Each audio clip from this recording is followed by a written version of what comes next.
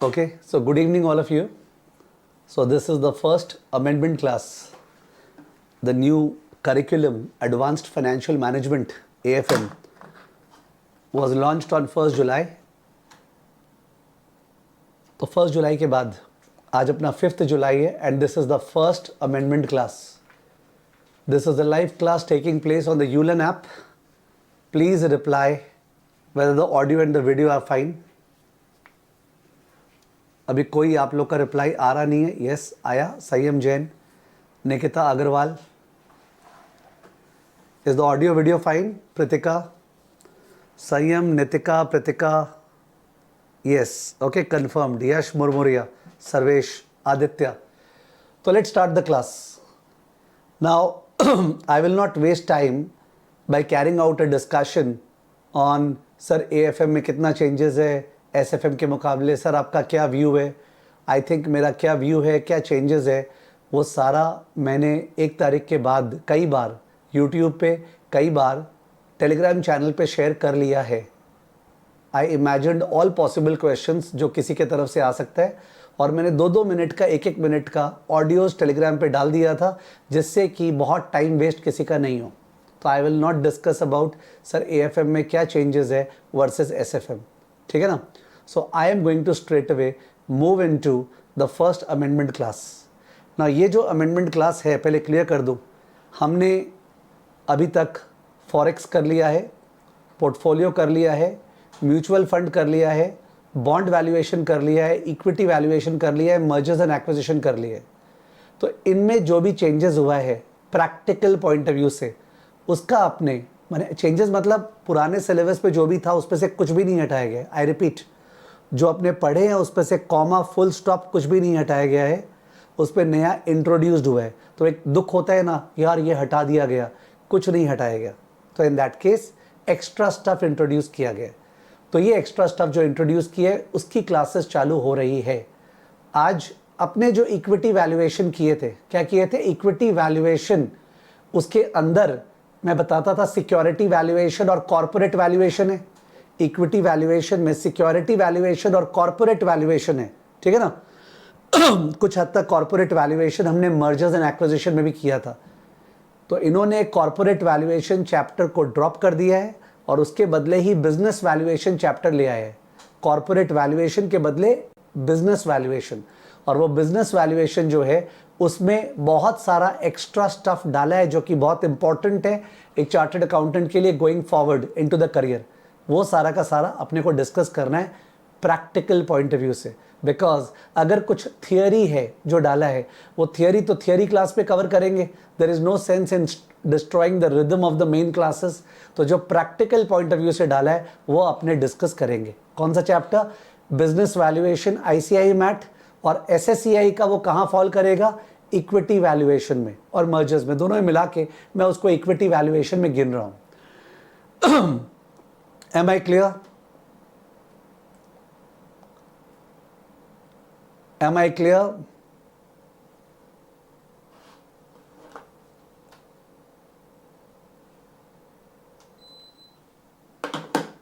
Okay, perfect है. तो एक बार आईसीआई का मैट दिखा देता हूं. ठीक है, लेट मी शो आईसीआई का मैट.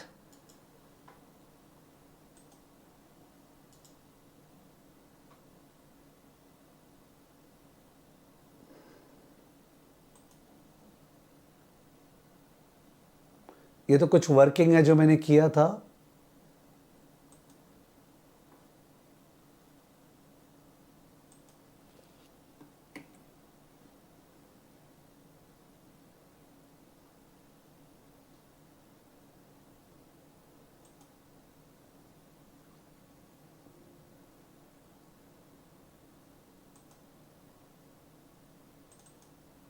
ओके, तो ये आईसीआई का जो मैट है ना, उसमें बिजनेस वैल्यूएशन में पॉइंट नंबर 8 से नया स्टफ डाला हुआ है. पॉइंट नंबर 8, पॉइंट नंबर 1 से लेके 7 तक सेम है.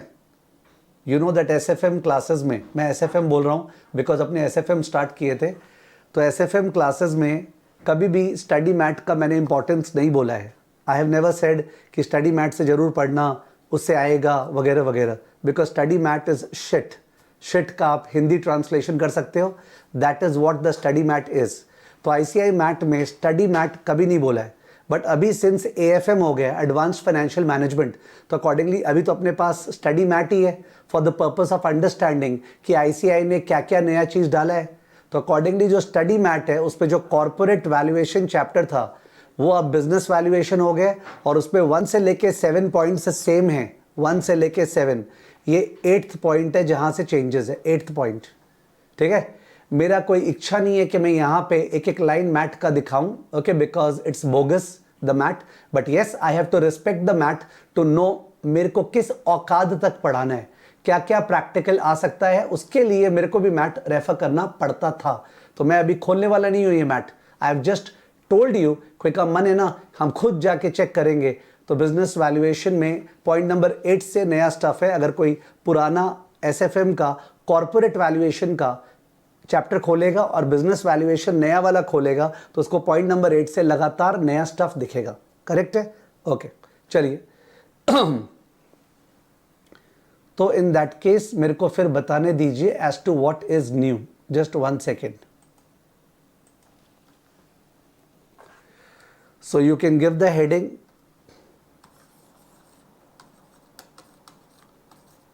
इक्विटी वैल्यूएशन जो अपने क्लासेस में था, ICAI उसके अंदर बिजनेस वैल्यूएशन इंक्लूड कर रहा है, और बिजनेस वैल्यूएशन में प्रैक्टिकल पॉइंट ऑफ व्यू से क्या क्या नया स्टफ है। तो प्रैक्टिकल पॉइंट ऑफ व्यू से we have number 1 valuation of distressed companies,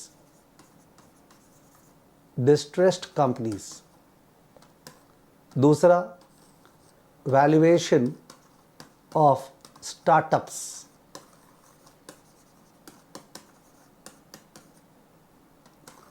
तीसरा जो कि स्टार्टअप से कनेक्टेड ही है, valuation of digital platforms.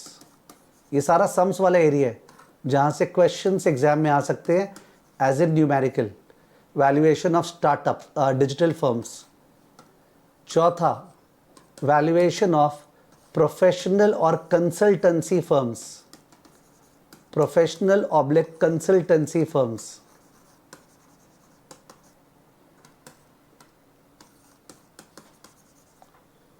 Okay, ये 4 चीज का वैल्यूएशन एक्स्ट्रा दिया है एज कंपेयर टू अपने जो किए थे। Distressed company, startup, digital firms लिख दिया मैंने, वो डिजिटल प्लेटफॉर्म्स होगा, सॉरी, डिजिटल प्लेटफॉर्म्स जैसे Spotify, Netflix, digital platforms and professional consultancy firms. इन चारों का सम्स आ सकता है, जिसमें से मेरे को लगता है इसका सम और इसका सम ज़्यादा इंपॉर्टेंट है। डिस्ट्रेस्ड कंपनी का वैल्यूएशन और स्टार्टअप्स का वैल्यूएशन जो है ज़्यादा इंपॉर्टेंट है। डिजिटल प्लेटफॉर्म में मे बी शॉर्ट नोट दे दिया तो I am not able to understand, और प्रोफेशनल कंसल्टेंसी फर्म में तो बहुत ज़्यादा लग रहा है कि ये लोग शॉर्ट नोट देगा, बट देन स्टिल उस पर देखेंगे कि अपने प्रैक्टिकल का आइडिया तो लेके जाए। ओके, आईसीआई ने कोई भी क्वेश्चन रिलीज नहीं किया है इस पे, they have not released a single question mathematical numerical. तो इसलिए there are some people who are naive. Naive का मतलब क्या होता है? बहुत ही भोला भाला, मासूम, ठीक है, हु आर थिंकिंग दैट ओ ये सब तो थियरी है, अगर प्रैक्टिकल होता तो वहाँ पे सम्स इलस्ट्रेशन दिया रहता ना। तो जब कट कॉपी पेस्ट किया ना आईसीआई ने, तो कट कॉपी पेस्ट जहाँ से किया वहाँ पे ये लोग को न्यूमेरिकल दिखा नहीं, तो सोचा एक बार तो डाल देते हैं, बाद में देखा जाएगा ना, और रिसोर्सेज तो है हम लोग के पास, ठीक है, जितने भी आईआईएम्स है उनका भी इनके पास रिसोर्सेज है, फॉरेन एमबीए इंस्टीट्यूट्स का भी रिसोर्सेज है, तो वहाँ से पकड़ के डालते जाएंगे, ऐसा इन्होंने सोचा। पीस मिल में काम करते हैं ये लोग, समझ गए? तो if anybody feels that's a insecure theory आएगा, you can prepare theory. However जो राइटअप दिया हुआ है उस राइटअप से क्लियर है कि इनसे प्रैक्टिकल आने का स्कोप है, करेक्ट। हाउएवर ऐसा नहीं है कि अपने को दिन रात और जिंदगी बिता देना है प्रैक्टिकल करने में। आपने जो किए थे इक्विटी वैल्यूएशन उसी के इर्द गिर्द है, कोई फंडामेंटली न्यू चीज नहीं है, किसी कुछ फिनोमिनली नया चीज है। It is around what we discussed, but it makes sense to understand it better. Okay, चलिए।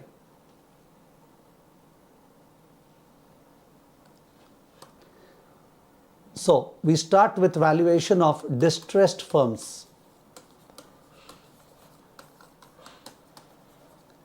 तो डिस्ट्रेस्ड फर्म्स का वैल्यूएशन बताने के लिए in fact let me just draw the diagram for business life cycle. आपने सुना होगा बिजनेस लाइफ साइकिल. तो एक्स एक्सिस पे I am taking time and Y axis पे आई एम टेकिंग रेवेन्यू. तो एक फर्म का भी लाइफ साइकिल होता है जैसे इंसान का होता है. This is the startup phase, high growth phase, maturity phase, decline phase. Okay, life cycle of a firm. Startup phase, high growth phase, maturity phase and decline phase.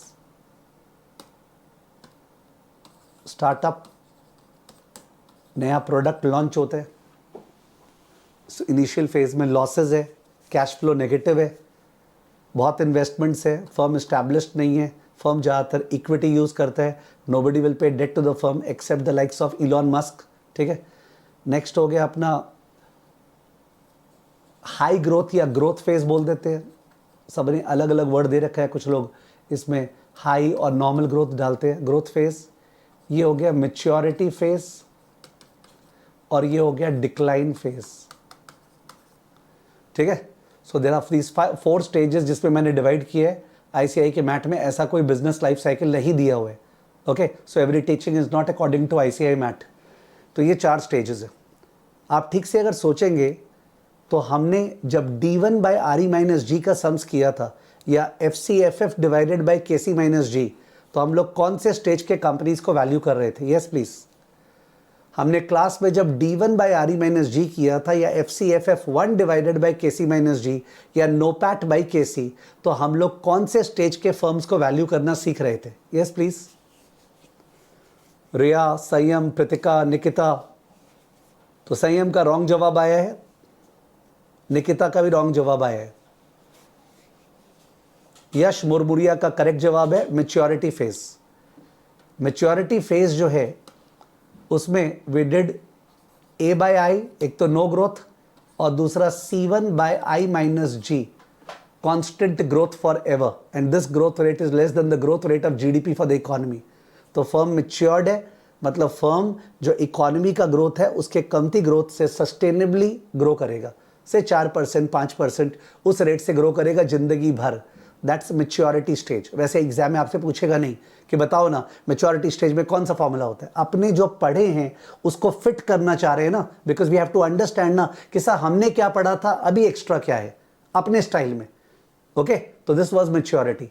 High growth वाला कौन सा था? Stage 1 plus stage 2. याद आया? कभी कभी तो stage 3 भी था. Stage 1 plus stage 2, table plus formula, जिसपे ऐसे था 5 साल तक सुपर नॉर्मल ग्रोथ होगा, उसके बाद नॉर्मल ग्रोथ, या फिर 5 साल तक सुपर नॉर्मल ग्रोथ, फिर हौले हौले ग्रोथ कम होगा और फिर नॉर्मल होगा. याद है? Linear decay. तो ये दोनों का सम्स अपना क्लासेस में किया हुआ है, चाहे DDM से हो चाहे फ्री कैश फ्लो से हो. Are you able to recollect and relate? Yes sir, ये वाला पार्ट किया हुआ है. Are you able to recollect and relate? अब इसमें से कोई बोलेगा सर मैंने इक्विटी वैल्यूएशन किया ही नहीं, वो एक अलग बात है, तो अभी उसका क्या डिस्कशन करें. मैं बैच का उसका बात कर रहा हूं जो कर चुका है. ठीक है ना. तो these are the 2 areas that we have covered and these are the 2 areas which are new. तो हमने बाकी नहीं किया है न्यू.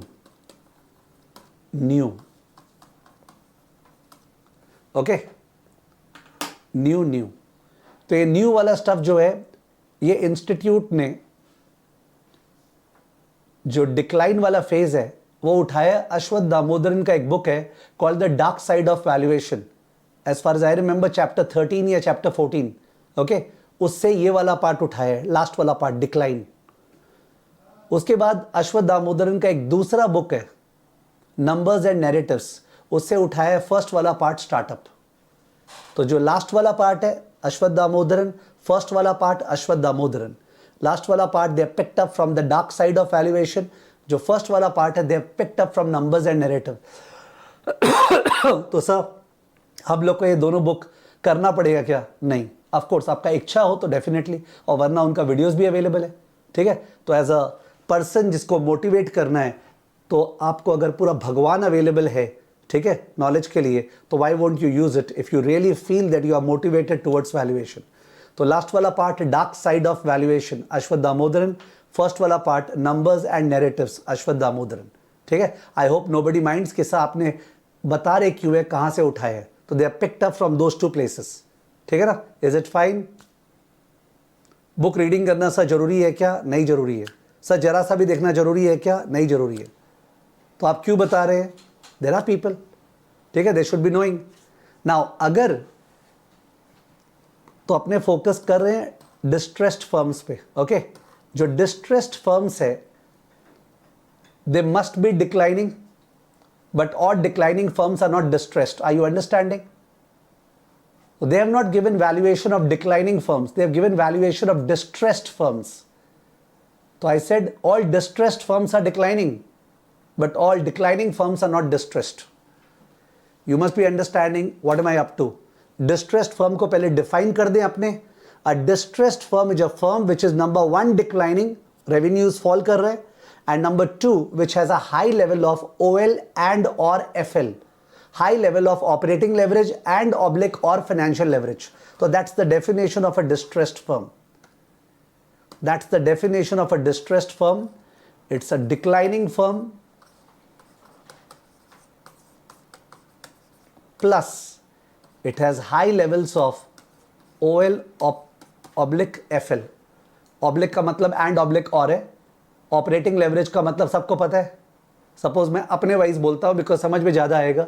सपोज SSEI जो है उसका रेवेन्यूज एकदम फॉल करने लग जाता है, कोई हमसे SFM, AFM, CFA, FRM classes ले रहा नहीं है, ठीक है, they are not taking suppose, तो मेरा रेवेन्यू फॉल करने लग जाएगा, ठीक है। At the same time just imagine कि मेरा जोर का सेंटर्स लिया हुआ है रेंट पे, ओके, मेरा ऑल इंडिया में बहुत सारा सेंटर्स लिया हुआ है रेंट पे, तो मेरे और रेंट मतलब ऐसा है कि वो रेंट देना ही पड़ेगा अदरवाइज डिफॉल्ट गिना जाएगा। तो high levels of fixed cost, या खुद का सेंटर्स है तो उसका डेप्रिसिएशन है, ठीक है ना। उसके अलावा वो सेंटर्स लिया हुआ है डेट लेके, ओके, यानी कि 100 करोड़ का लायबिलिटी मैंने ले रखा है, डेट ले रखा है, तो in that case financial leverage high है। तो एक तो हमारा रेवेन्यू कम हो रहा है और उसके अलावा खर्चा कम नहीं हो रहा है because high levels of fixed operating cost है, high levels of fixed financial cost है, ओके। आई थिंक इससे बेटर अंडरस्टैंडिंग नहीं हो सकता था, ठीक है। But obviously don't think that about SSEI, I am in great जोश, okay, we are in a growth mode. Otherwise let's think about pharmaceutical company. एक फार्मास्यूटिकल कंपनी जो है वो सबसे ज्यादा पैसा किस चीज में लगाता है? Any clue? एक फार्मास्यूटिकल कंपनी सबसे ज्यादा पैसा किस चीज में लगाता है? जो न्यू सिलेबस है उसके पॉइंट ऑफ व्यू से थोड़ा सा awareness of the business and surrounding is good, ठीक है। तो और रियल लाइफ वाइज तो very very very very good. Yes please, R&D बहुत अच्छे, सबने जवाब दिया R&D में। तो रिसर्च एंड डेवलपमेंट, अभी कौन से फार्मास्यूटिकल कंपनी का IPO आया था और जोर का शेयर प्राइस अप्रिशिएट हुआ IPO के बाद?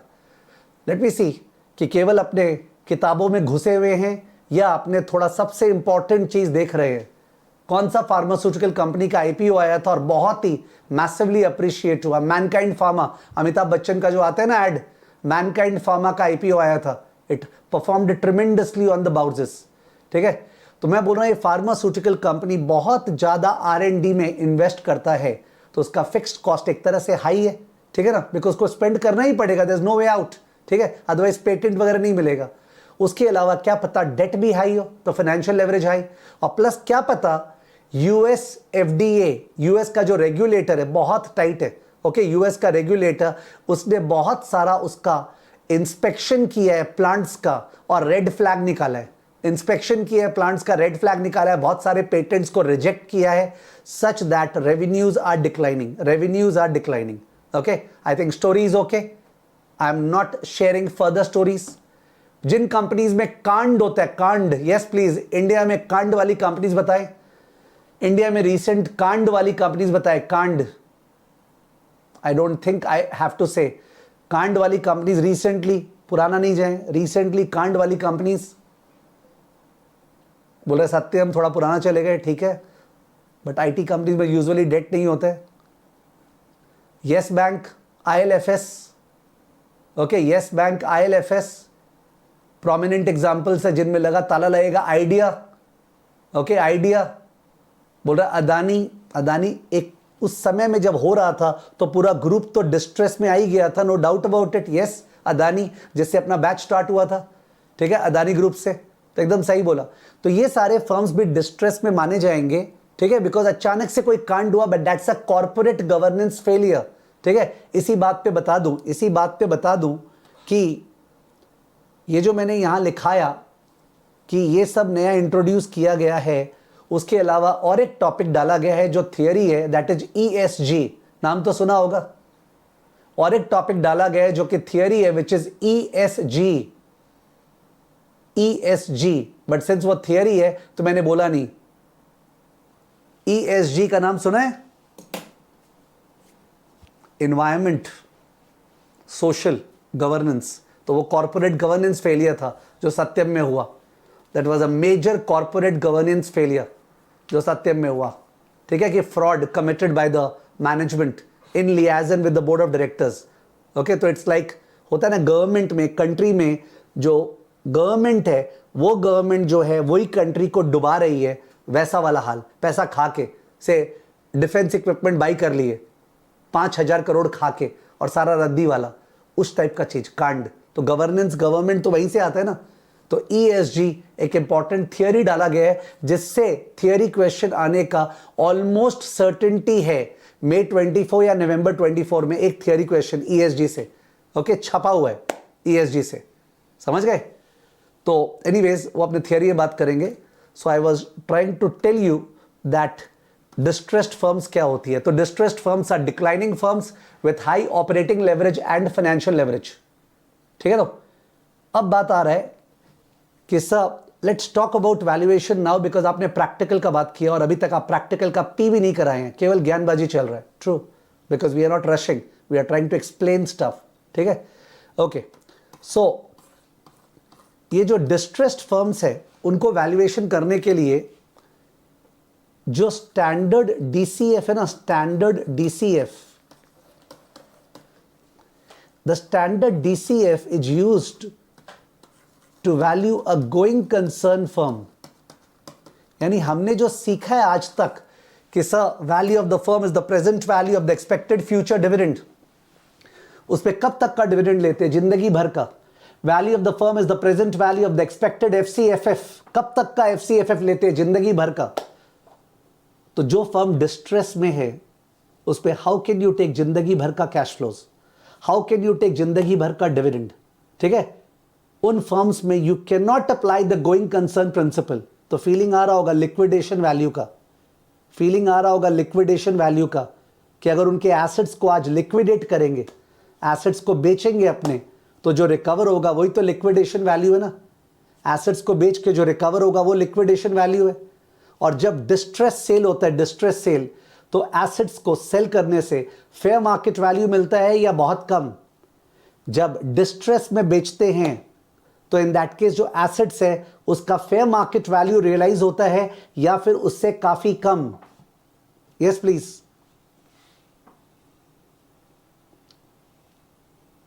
काफी कम, कॉमन सेंस की बात है कि डिस्ट्रेस सेल करेंगे तो नीलामी का बात हो रहा है, नीलामी, हिंदी मूवीज, ओके, नीलामी का बात हो रहा है।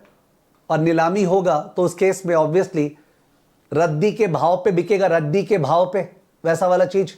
उसके अलावा लॉयर्स अपॉइंट होगा, लॉयर्स, एक stream of lawyers will be appointed, legal process चलेगा, ठीक है। तो और कितना पैसा ये लोग खाएगा उसका कोई लिमिट नहीं है। ये लोग जो लॉयर्स और लीगल टीम है, ये लोग खा खू के नक्की कर देगा। तो huge cost are incurred and lot of discount to the fair market value. Where is that? That is not there in the standard DCF. हमने जो standard DCF किया उस पर तो वो सब किया ही नहीं है। So standard DCF has been implicitly designed on the assumption that the firm is a going concern. Okay, कि going concern firm जिंदगी भर चलेगा, perpetuity. But if a firm is in distress, there is a real chance that the firm may not make it. Okay, इसको दामोदरन बोलता है truncation risk. आपने word सुना है ट्रंकेशन, ट्रंकेशन रिस्क, ओके। मैंने डिक्शनरी में डाला कि ट्रंकेशन रिस्क का हिंदी क्या है, तो आया कटाव का जोखम।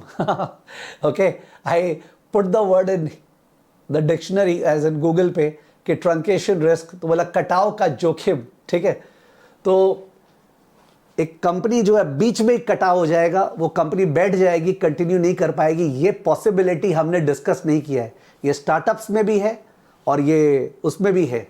ओके, जिसको अपने इंसान में बोलते हैं ना mortality risk. Have you heard the name mortality risk? Why do we buy life insurance? जैसे मैंने 10 करोड़ का अगर लाइफ इंश्योरेंस कराया अपने फैमिली के लिए, क्यों करवाया? Because there is a mortality risk. Risk that if I die and I may die, in that case what happens to my family from an economic point of view, ठीक है, that's called mortality risk। तो mortality जैसे human beings का है, mortality risk is there for distressed firms which is not captured in going concern valuation। okay, standard DCF में captured नहीं है, उस पर terminal value लेते हैं अपने C6 by I minus G। इसका मतलब जिंदगी भर cash flow will grow at this rate forever। how can we take that? ठीक है, उल्टा पुल्टा discount rate we should take ना, बिकॉज फर्म बंद हो सकता है। ठीक है, तो what discount rate should be use? We have not never discuss that. Let me explain. जो CAPM मॉडल है RF plus RM minus RF into beta, जो APT मॉडल है RF plus factor is premium into beta 1 plus factor is premium into beta 2 plus factor is premium into beta 3। याद आ रहा है क्या? अलग अलग रिस्क फैक्टर्स होते हैं, मल्टीपल फैक्टर्स। ओके, उसके हिसाब से तो वो सारे के सारे डिजाइन्ड है to handle continuous risk. CAPM, APT, they are all designed to handle continuous risk। Let me explain। Continuous risk का मतलब कैश फ्लो इतना हो गया तो इतना हो गया तो ऊपर नीचे हो गया तो, माने कैश फ्लो सर्टेन नहीं है, ऊपर नीचे हो सकता है, उसका रिस्क के लिए CAPM है, उसका रिस्क के लिए APT है। बट APT और CAPM has not been designed to handle discrete risk. Do you understand? Discrete versus continuous. कि कंपनी धा हो गया, स्वाहा हो गया तो क्या होगा? That cannot be handled by CAPM। तो standard DCF breaks down, standard DCF breaks down. तो थोड़ा सा राइटअप लिखते रहे। स्टैंडर्ड DCF गोइंग कंसर्न मानता है, ठीक है, गोइंग कंसर्न मानता है cannot be used for distressed firms, cannot be used for distressed firms, cannot be used for distressed firms। reasons, पहला reason, how can we assume, how can we take perpetual cash flows? How can we take perpetual cash flows? Okay, don't mind my handwriting please। how can we take perpetual cash flows? जिंदगी भर का cash flows कैसे ले सकते हैं? दूसरा, discount rate. कौन सा मॉडल? कोई मॉडल दुनिया में बना नहीं है। Okay, discount rate. CAPM, APM cannot handle discrete risk, discrete risk। okay, CAPM, APM cannot handle discrete risk, cannot handle discrete risk। वो कंटिन्यूअस रिस्क हैंडल कर सकता है कि सर कैश फ्लोज ऊपर नीचे हो सकता है, वो पॉसिबल है, बट कैश फ्लोज धा हो जाएगा, उसका risk they can not tackle. So you can't apply standard DCF। Standard DCF can not be used. Screen 1 please. तो स्टार्ट कहाँ से किया अपने? महात्मा गांधी से। ओके, वो जो ग्राफ है ना बिजनेस साइकिल का, वो महात्मा गांधी से याद करना ईजी है कि सब महात्मा गांधी का जो ग्राफ है उसमें जो शुरू वाला पार्ट है ना, जहाँ गांधी जी जन्मे थे, और जो लास्ट वाला पार्ट है, वो लास्ट वाला पार्ट दोनों अपने सीखे नहीं, अपने गांधी जी का बीच वाला पीरियड सीखे। ठीक है, जो ग्रोथ पीरियड, जो मैच्योरिटी पीरियड। तो शुरू वाला part startup digital platform, last वाला पार्ट डिक्लाइनिंग फर्म्स, वो अपने को पढ़ना है। और डिक्लाइनिंग फर्म्स में भी डिक्लाइनिंग फर्म्स नहीं है, सिलेबस के अनुसार डिस्ट्रेस्ड फर्म्स है। डिस्ट्रेस्ड फर्म्स को डिफाइन किया, इट्स अ डिक्लाइनिंग फर्म जिसका रेवेन्यू गिर रहा है, ठीक है, but at the same time उसका high levels of operating leverage, financial leverage है। तो CA इंटर का आपका बैकग्राउंड है, मैंने ज़्यादा जोर से लिखाया नहीं उसके ऊपर। ओके, डिक्लाइनिंग मतलब रेवेन्यू इज फॉलिंग, और high levels of OL, operating fixed cost, high levels of FL। देखो कंपनी का डूबने का, the company will not be able to make it, there is high truncation risk. There is high truncation risk, लिख दें, there is high truncation risk. सही, ये शब्द का प्रयोग करना पड़ेगा क्या? बिल्कुल भी नहीं। High levels of truncation risk, कि कटाव का जोखिम, ठीक है, तो ट्रंकेशन रिस्क है। Okay, and therefore standard DCF is not the one which can be used. So what should be use? So what? So how do we value? So how do we value distressed firms?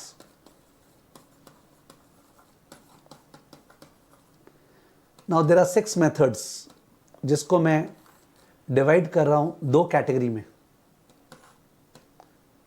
4 methods जो ICAI ने business valuation mat में लिखा है इस chapter में, 2 methods जो ICAI ने business valuation में नहीं डाला है, दामोदरन में डाला हुआ है, और वो 4 मेथड्स दामोदरन से ही कॉपी किए, पर 2 मेथड्स उनको लगा उनके औकात के बाहर है।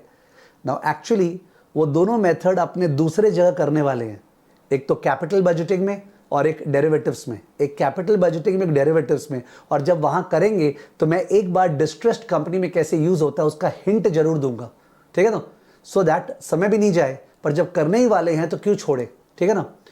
सो 4 मेथड्स जो दिया है ICAI मैट में, ICAI मैट में वो 4 मेथड्स है। Method 1 modified DCF, standard DCF नहीं, मॉडिफाइड DCF, इजी नाम है। दूसरा मेथड है गोइंग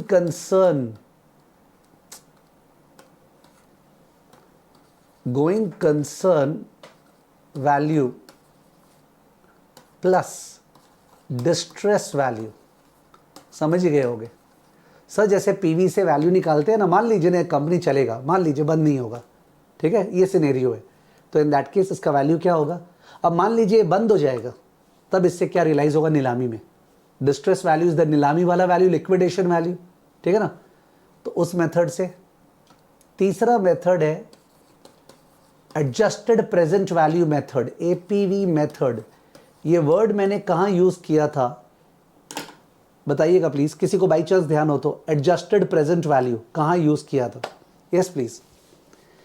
APV अपने कहाँ यूज किए थे? In case somebody remembers, APV कहाँ यूज किए थे?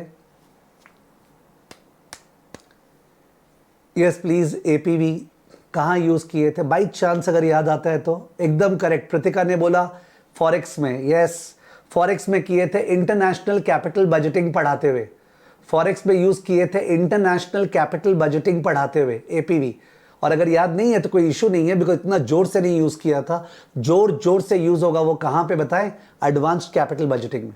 तो एडवांस्ड कैपिटल बजटिंग में APV दिया हुआ है, और इस चैप्टर में भी APV दिया हुआ है। तो APV is something that you can't live your life without. And आपको पता है आपका CA इंटर में APV किया हुआ है कहां पे? जो अपने करते थे ना MM model, capital structure, VL is equal to VU plus tax advantage of debt. MM model capital structure कि लीवर्ड फर्म का वैल्यू निकालना है, तो मान लो कि 1 लीवर्ड है और उसका वैल्यू निकालो और फिर ऐड कर दो टैक्स एडवांटेज ऑफ डेट। याद आया? वो APV मेथड है, वो जो तरीका है, that's the APV approach. Okay, वो है APV approach, adjusted present value approach, ठीक है।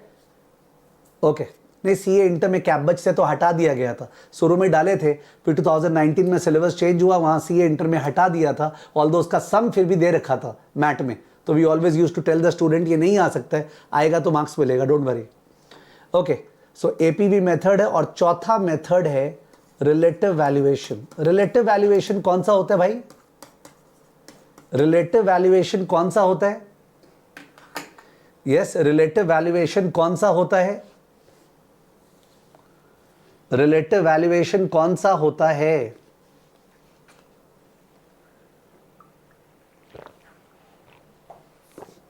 इक्विटी वैल्यूएशन चैप्टर में लंबा चौड़ा चार्ट बनाया था ना फर्स्ट क्लास में, क्या मजा आया था वो चार्ट बनाने में।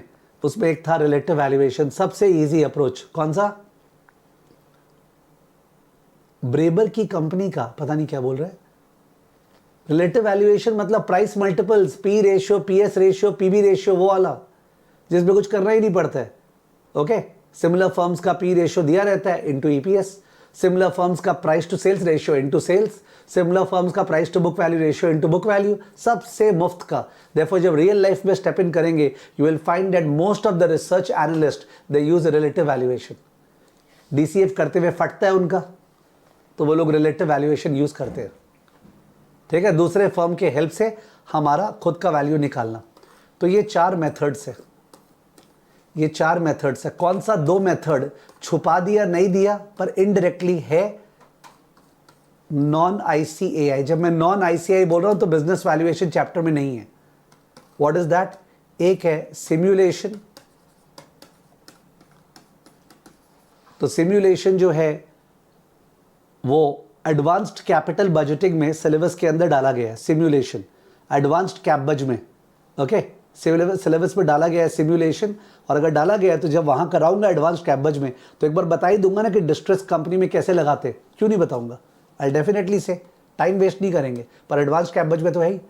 और दूसरा है your options based valuation. Options based valuation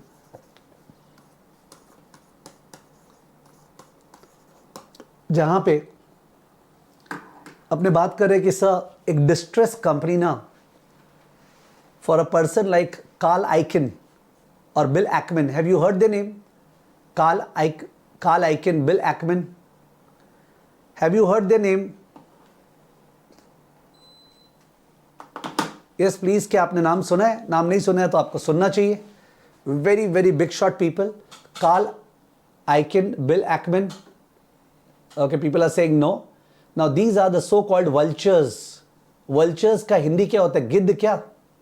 Vultures. Vulture को हिंदी में गिद्ध बोलते हैं क्या सुधीर? Vulture को हिंदी में क्या बोलते हैं अपने? These are the so-called. मैं इतना बात क्यों करता हूँ? Because when we are talking about these things ना, तो आपके बैठता है, आपके रिटेन रहता है, your overall personality और our retention sustainability goes up. ठीक है? तो if I speak about this, फालतू बात है, we don't do, we are just discussing in the context of it. तो गिद्ध बोलते हैं, तो गिद्ध का क्या प्रॉपर्टी है? गिद्ध मंडराता रहता है ऊपर में, ओके। तो गिद्ध जो है वो ऊपर में चलता रहता है और खोजता रहता है कौन मरा हुआ जानवर है, कौन मरा हुआ जानवर है, उसको उठा ले। ठीक है, तो you must have understood the property.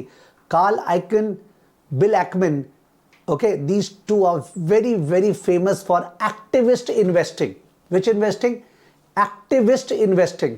Activist investing क्या होता है? एक्टिविस्ट इन्वेस्टिंग एक तरह से वो हुआ जिसका उल्टा हिंडनबर्ग ने किया।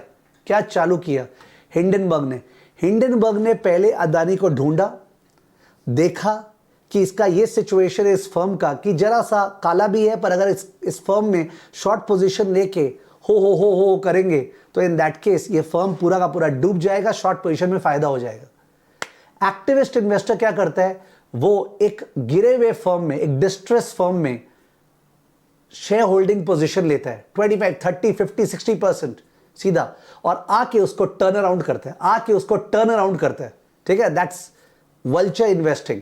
तो बहुत सारे हेज फंड्स है, ओके, हेज फंड जो म्यूचुअल फंड्स के अंदर डाला गया है, बहुत सारे हेज फंड्स है जो ये अप्रोच लगाते हैं। तो एक हेज फंड है जो आपका पैसा लेके गिद्ध के जैसे ढूंढता रहेगा कि कौन सा ऐसा कंपनी है जिसमें टर्न अराउंड करना पॉसिबल है।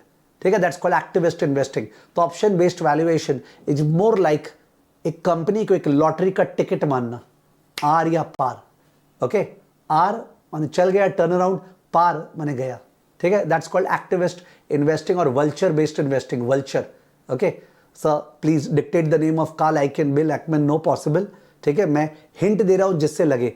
तो ऑप्शन बेस्ड वैल्यूएशन हम लोग ऑप्शन में करते ही हैं, तो जब ऑप्शन में पढ़ाऊंगा ही ब्लैक शोल्स और बाइनोमियल, तो वहीं पे मैं बता ही दूंगा कि भाई डिस्ट्रेस कंपनी का वैल्यूएशन कैसे करते। क्यों नहीं बताऊंगा? ठीक है, बिकॉज आई नो दैट ऐसा आरटीपी था, ऐसा आरटीपी याद आ रहा है जिसके अंदर जो ऑप्शन बेस्ड वैल्यूएशन बोल रहे हैं ना, उसका सब मैंने देखा हुआ है।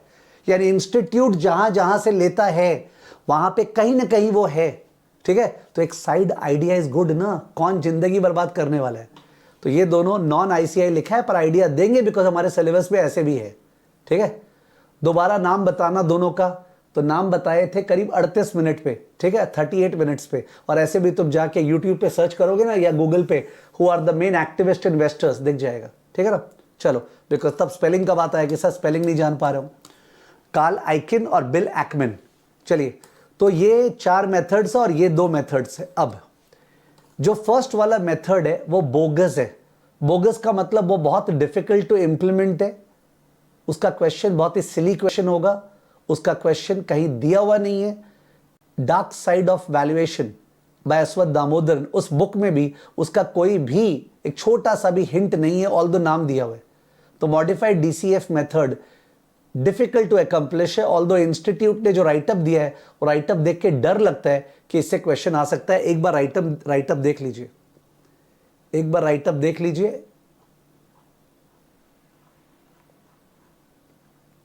9.1 मॉडिफाइड डीसीएफ वैल्यूएशन, और इसके अंदर जिस तरह का लैंग्वेज है, expected cash flow is cash flow into 1 minus probability of distress. उसके अलावा यहां पे भी जो update the debt to equity ratio and unlevered beta, उसके बाद update measures of default risk. ये एकदम क्लियर कट मैथमेटिकल लैंग्वेज है for people who have knowledge of the subject. जिनको नॉलेज नहीं है सब्जेक्ट का, उनके लिए क्या बोलते हैं उसको, काला अक्षर भैंस बराबर। ओके, देयर इज अ कहावत ना, काला अक्षर भैंस बराबर।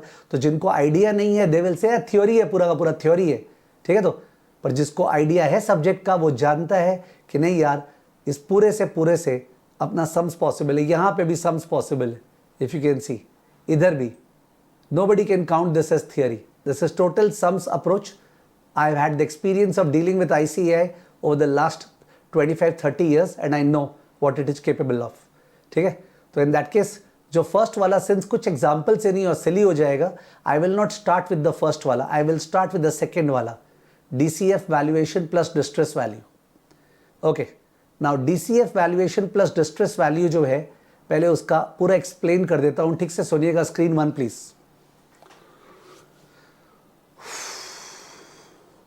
ओके, जब एक व्यक्ति का उम्र हो जाता है 55-60 और वो पर्सन अपने यूथ में बहुत ज़्यादा जोशीला जीवन जिया है, स्कूबा डाइविंग, ठीक है, और क्या होता है, और सारा का सारा वो करता था, living life on the edge जो बोलते हैं ना। पर जब वो बंदा 55-60 साल का हो जाता है तो उस केस में उसको रियलाइज़ होता है ना कि मेरे को अपने लाइफ का जो तरीका है उसको थोड़ा सा चेंज करना पड़ेगा। Because if I don't, the fundamentals of my body and energy will not allow the type of life that there was. Now somebody can argue, नहीं sir, age is just a number, okay, सब कुछ कर सकते हैं, दिल से जवान होना चाहिए। वो फालतू हिंदी मूवी का डायलॉग्स आर डिफरेंट। अपने खुद के पापा को, ठीक है, दादाजी लोग को देखोगे तो याद आ जाएगा मैं क्या बोल रहा हूँ। देर आर एक्सेप्शंस, वो एक अलग बात है, ठीक है। We are talking about normal people. तो अकॉर्डिंगली मैं ये बोलना चाह रहा हूँ कि व्हाट डू यू विश, कि अगर एक कंपनी डिस्ट्रेस में या डिक्लाइन में है, उस कंपनी का मैनेजमेंट कैसा हो। ऑप्शन नंबर 1, उस कंपनी का CEO एक ऐसा पर्सन हो जो उस कंपनी में बवाल कर दे, बवाल, ओके, या उस कंपनी का CEO ऐसा हो जो उस कंपनी में चीज़ों को, माने जो जैसे कुछ डिविजन्स है उनको बेच दे, ओके, रीस्ट्रक्चर करे, एम्प्लॉयज़ को कम करे, कंपनी को छोटा कर दे। व्हाट डू यू थिंक, कौन सा टाइप का CEO बेटर रहेगा उस टाइप के कंपनी के लिए, फर्स्ट वाला या सेकंड वाला? जो फर्म डिक्लाइनिंग में, डिस्ट्रेस में है, which type of CEO would be better, first या सेकंड?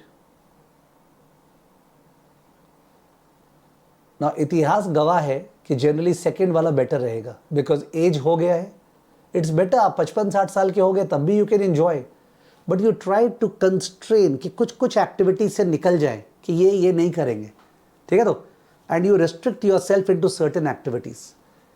सो जब हम लोग एक फर्म का वैल्यू कर रहे हैं by the going concern plus distress value method, तो इन दैट केस हम लोग ये मानने वाले हैं कि यार 2 पॉसिबिलिटीज़ है। पहला कि इस फर्म में एक ऐसा CEO आ जाएगा जो उस फर्म को धीरे धीरे छोटा करेगा, स्मॉल इज ब्यूटीफुल, छोटा करेगा और छोटा करके उसको ब्यूटीफुल करेगा।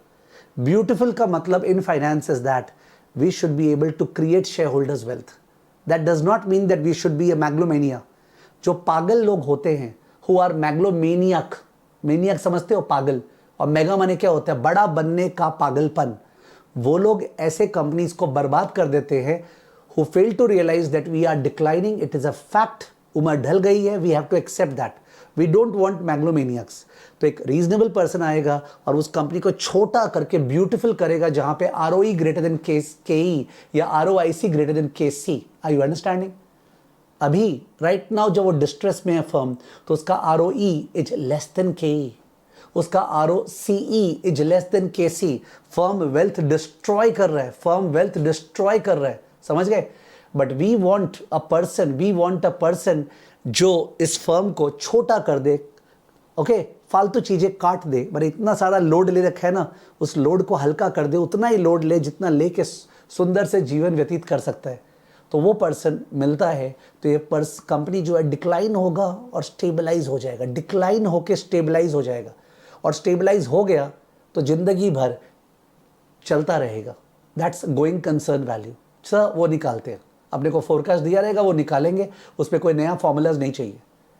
दूसरा हो गया, नहीं सर ये कंपनी तो बंद हो गई, इसको एसेट्स लिक्विडेट करना पड़ेगा. तो in that case look at the name, screen 4. नाम है going concern value plus distress value. तो गोइंग कंसर्न वैल्यू मतलब जिंदगी भर चलाएंगे इस कंपनी को छोटा करके, डिस्ट्रेस वैल्यू मतलब बंद हो जाएगा ये कंपनी. दोनों का जो वैल्यू आया उसका प्रोबेबिलिटीज का वेटेड एवरेज करना है. आप समझे करना क्या है? तो लुक एट द इंस्टीट्यूट का formula please, look at the institute का फॉर्मूला, और आई शुड से दामोदरन का formula.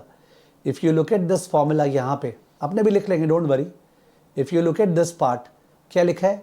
Value of equity equal to the DCF value of equity. DCF value of equity मतलब गोइंग कंसर्न इनटू जो 1 minus probability of distress मतलब probability of survival. Probability of distress 20% है, तो 80% chance है company survive करेगा. तो बोल रहा है going concern value into 0.8 plus distress value मतलब लिक्विडेशन वैल्यू इनटू 0.2. ये वाला पार्ट क्लियर है क्या? ये वाला पार्ट क्लियर है क्या? कि सिंपल है सर, 2 बार वैल्यू करना है कंपनी को. एक तो जैसे फ्री कैश फ्लो को टान के करते हैं ना, वैसे दिया रहेगा डेटा, कौन सा नया बात है, हम लोग को आता है. दूसरा लिक्विडेशन करेंगे तो कितना आएगा, और दोनों का प्रोबेबिलिटी वेटेड एवरेज, दोनों का probability weighted average. If you look at the stuff is easy. If you look at the stuff is easy, ठीक है ना? तो prima facie the stuff is easy सब बहुत ही आसान लग रहा है जो दिया हुआ है. अब इससे कितना डिफिकल्ट आ सकता है वो डिपेंड करता है, जो DCF वाला पार्ट है ना, जो अपने फ्री कैश फ्लो का प्रेजेंट वैल्यू निकालते हैं, वो DCF वाला पार्ट कितना ज्यादा कॉम्प्लिकेटेड या कितना इजी दिया रहेगा. ओके, कितना ज्यादा कॉम्प्लिकेटेड और कितना इजी दिया रहेगा उस पर डिपेंडेंट है DCF वाला पार्ट. जो डिस्ट्रेस सेल वैल्यू है उस पर तो कोई झमेला नहीं है. दे विल गिव अस कि डिस्ट्रेस सेल वैल्यू कितना है. यूजुअली दामोदरन ने मेंशन किया है कि डिस्ट्रेस सेल वैल्यू 2 तरह से निकलना चाहिए रियल लाइफ में. या तो जो तुम्हारा DCF वैल्यू निकला ना, गोइंग कंसर्न वैल्यू, उसका कुछ परसेंटेज से 10% 20% करीब, और या फिर जो कंपनी का बुक वैल्यू है, इन्वेस्टेड कैपिटल है, उसका एक सर्टेन परसेंटेज, माने बुक्स के अनुसार जो वैल्यू है उसका एक सर्टेन परसेंटेज. अब कौन सा परसेंटेज वो तो सब में बताएगा. You understand, we are doing CA, please remember. और जितना भी अपने CA में किए चैप्टर्स, रिमेंबर अपने को कोई जजमेंट वहां नहीं लेना है. ओके हाँ, फीलिंग्स आता है तो बढ़िया बात है, but at the same time CA के एग्जाम में, AFM में, they will give us all the information. Okay, तो डिस्ट्रेस सेल वैल्यू का कोई चिंता नहीं हो, तो ऐसे ही गिफ्ट दिया रहेगा. अपने को मेन है जो DCF वैल्यू ऑफ इक्विटी निकालना है. तो इन दैट केस आपसे पूछे एक बार, ओके, आप लोग को प्रैक्टिस करवाते हैं कि आप लोग को याद है क्या कि अपने कैसे करते थे. So we are giving the heading method 2, कौन सा? Going concern value plus distress value. ठीक है, ये मेथड कर रहे हैं, ये हेडिंग है. इसके अंदर step 1, calculate going concern value.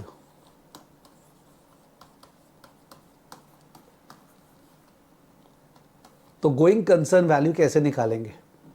Going concern value निकालने के लिए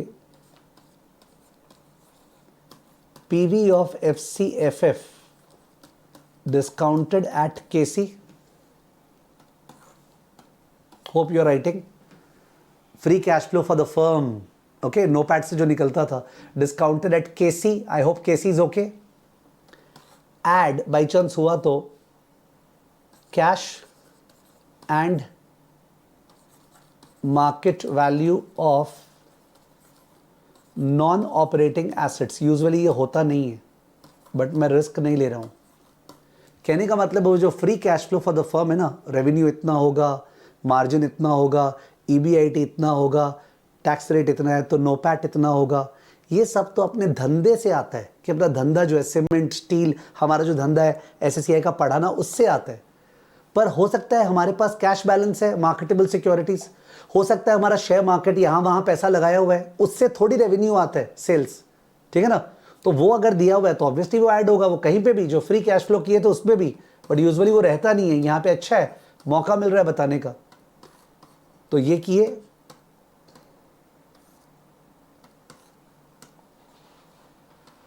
तो ये आ गया firm value, value of the firm, इसमें से लेस किए market value of debt, sorry, इसमें से लेस किए मार्केट वैल्यू ऑफ डेट, तो ये आ गया अपना going concern value of equity. क्या आ गया? Going concern value of equity, going concern value of equity. Okay, please ठीक से लिख लीजिएगा। स्टेप 1, गोइंग कंसर्न वैल्यू निकालना है, उसके लिए free cash flow for the firm को डिस्काउंट करना है कॉस्ट ऑफ कैपिटल से, उसके बाद ऐड करना है कैश जो है कंपनी में और market value of non operating assets. Usually ये रहता नहीं है, बोल दिया हूँ, ओके। और वैसे ये सारा का सारा जो अपने एफसीएफएफ किए थे ना, सब में होगा ये ऐड करना है, बट रहता ही नहीं कोई, सब में तो अपने ही भूल जाते हैं। तो वैल्यू ऑफ द फर्म आ गया, लेस किए मार्केट वैल्यू ऑफ डेट, तो आ गया going concern value of equity. Is it fine? Is it fine? We are taking all our time, मैं एकदम भी रश करने के विचार में नहीं हूं, ठीक है। I am not rushing at all.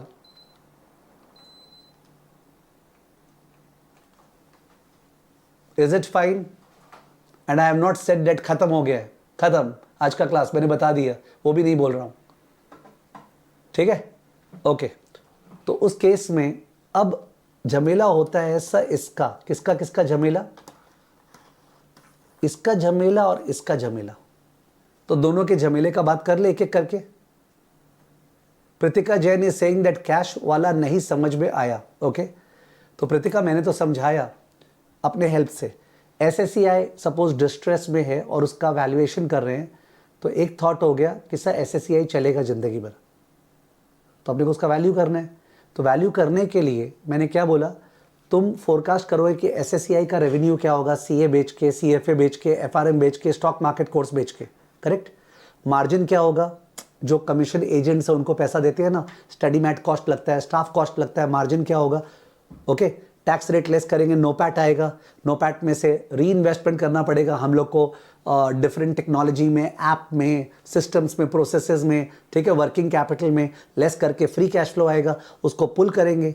However मेरे पास एसएससीआई के पास अगर बुक्स में कोई लैंड है, land, there is some land, मैंने प्रॉपर्टी बाई किया था एसएससीआई ने, ठीक है। तो अगर एसएससीआई के पास बुक्स में कैश इन हैंड है, मार्केटेबल सिक्योरिटीज, मेरा मनी मार्केट म्यूचुअल फंड में लगाया हुआ है से 5 करोड़ रुपया, तो वो जो 5 करोड़ रुपया मनी मार्केट म्यूचुअल फंड में है, उसकी वजह से थोड़ी एसएफएम बिक रहा है, उसकी वजह से थोड़ी सीएफए एफआरएम बिक रहा है।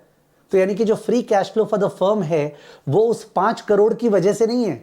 तो इसका मतलब सर आपने जो निकाला उसके अंदर वो 5 करोड़ का वैल्यू नहीं आया, वो आना चाहिए ना, लैंड का वैल्यू आना चाहिए, कोई शेयर मार्केट में पैसा लगाया हुआ है उसका वैल्यू आना चाहिए, ठीक है। अच्छा वो आपने पूछा, प्लीज रिमेंबर जो भी हमने एफसीएफएफ का वैल्यूएशन किया था उस पे ये वाला पार्ट हमेशा ऐड होगा, बट कभी दिया नहीं रहता है, कभी दिया नहीं रहता है, दिया रहे तो पक्का ऐड होगा। Is it clear Pritika?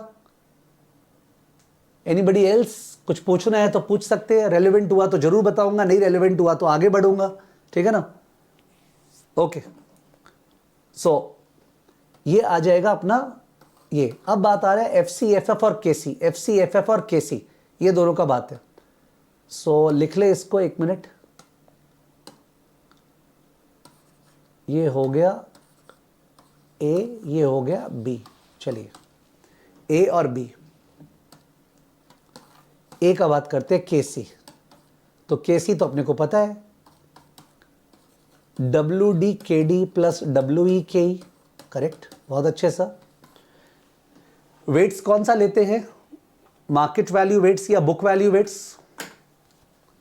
कौन सा आपको पढ़ाया गया है CA फाइनल में? कौन सा वेट्स लेना है, मार्केट वैल्यू वेट्स या बुक वैल्यू वेट्स? टारगेट तो दिया नहीं रहता है, अदरवाइज ले लेते। मार्केट वैल्यू वेट्स या book value weights? Yes please, market value, बहुत अच्छे। सब मार्केट वैल्यू वेट्स लेना है, रिमेंबर मार्केट वैल्यू वेट्स लेना है। ओके बहुत बार बताया गया मार्केट वैल्यू वेट्स लेना है। वैसे क्या लगता है इस फर्म का, ये जो डिस्ट्रेस्ड फर्म है, इसका WD बहुत हाई होगा कि लो होगा? जो डिस्ट्रेस फर्म है उसका ऑलरेडी बात हो चुका ऊपर अपना, मैं तो डबल कंफर्म कर रहा हूं, उसका WD हाई होगा या लो होगा?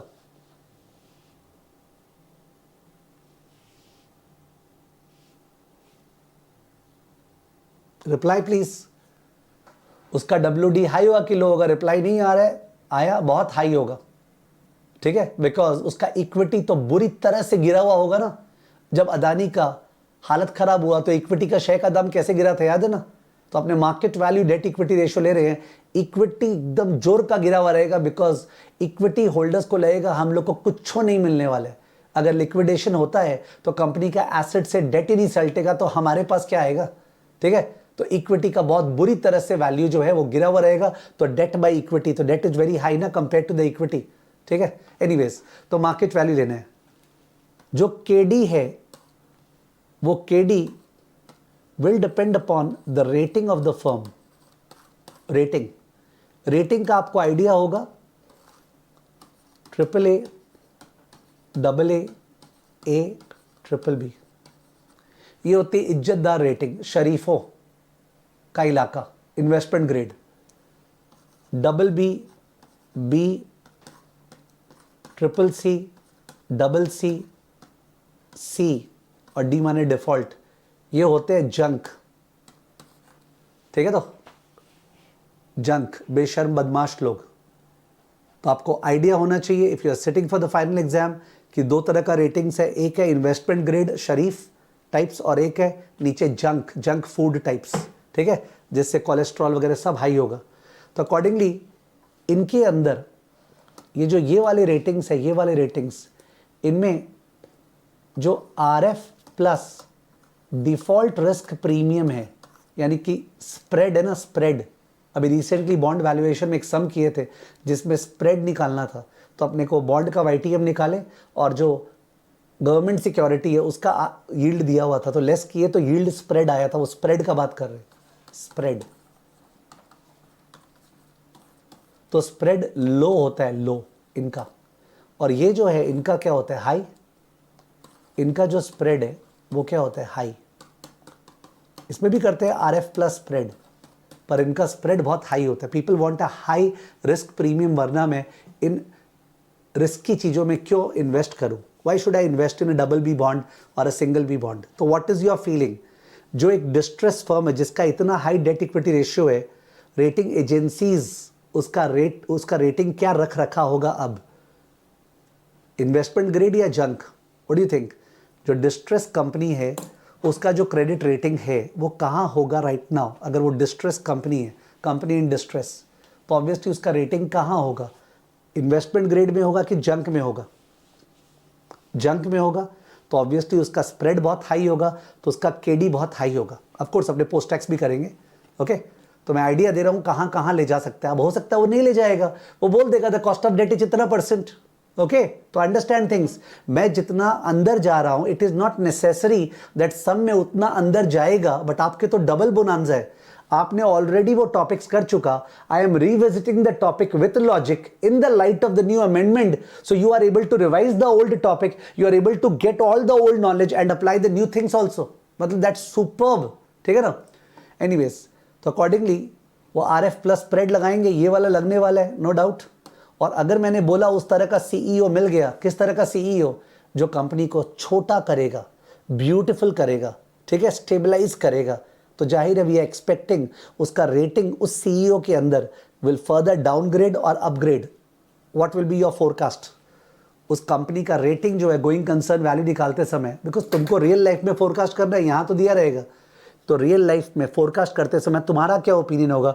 अगर वो सिंगल बी रेटेड कंपनी है तो उसका रेटिंग आने वाले टाइम में सुधरने वाला है कि बिगड़ने वाला है? सुधरने वाला है, अपग्रेड. और सुधरने वाला है तो स्प्रेड कम होने वाला है, और स्प्रेड कम होने वाला है तो केडी कम होने वाला है, केडी कम होने वाला है तो केसी कम होने वाला है. समझे? इक्विटी का वैल्यू भी सुधरने वाला है, यानी कि डेट इक्विटी रेशियो कम होने वाला है, तो WD कम होने वाला है, WE ज़्यादा होने वाला है. ठीक है. If you think from that point of view, yes sir, हम फोरकास्ट कर रहे हैं. Okay, good. KE is obviously RF plus RM minus RF into beta, obviously beta L. RF plus RM minus RF into beta L. Yes, beta L का formula क्या है in terms of beta U? Levered beta is equal to what? Unlevered beta bracket. Levered beta माने equity beta, unlevered beta माने asset beta. बहुत ज़्यादा leverage है इसमें. तो unlevered beta into 1 plus debt by equity into 1 minus T. You remember 99.9% of the time यही formula CA institute ने use किया है, but there is one sum या टू सम्स जिसमें उन्होंने बीटा ऑफ डेट भी दिया था, बीटा ऑफ डेट. तो वहाँ पे हम लोग किए थे, बने होता है ना, beta debt into weight of debt plus beta equity into weight of equity equal to beta u. Okay, class पे किए थे वैसा सम्स भी, जहाँ पे बीटा ऑफ डेट दिया हो, बिकॉज ये फॉर्मूला तो अज्यूम करते हैं beta of debt is equal to 0. ठीक है. तो पोर्टफोलियो मैनेजमेंट में चेप के कराया हुआ है वो. तो अकॉर्डिंगली इससे आएगा आपका. एंड मैंने क्या बोला अभी, right now date equity ratio क्या है अभी इस फर्म का? डेट इक्विटी रेशियो क्या है, हाई या लो? फटाफट बोलो प्लीज यार. इस फर्म का डेट इक्विटी रेशियो अभी हाई चल रहा है कि लो चल रहा है?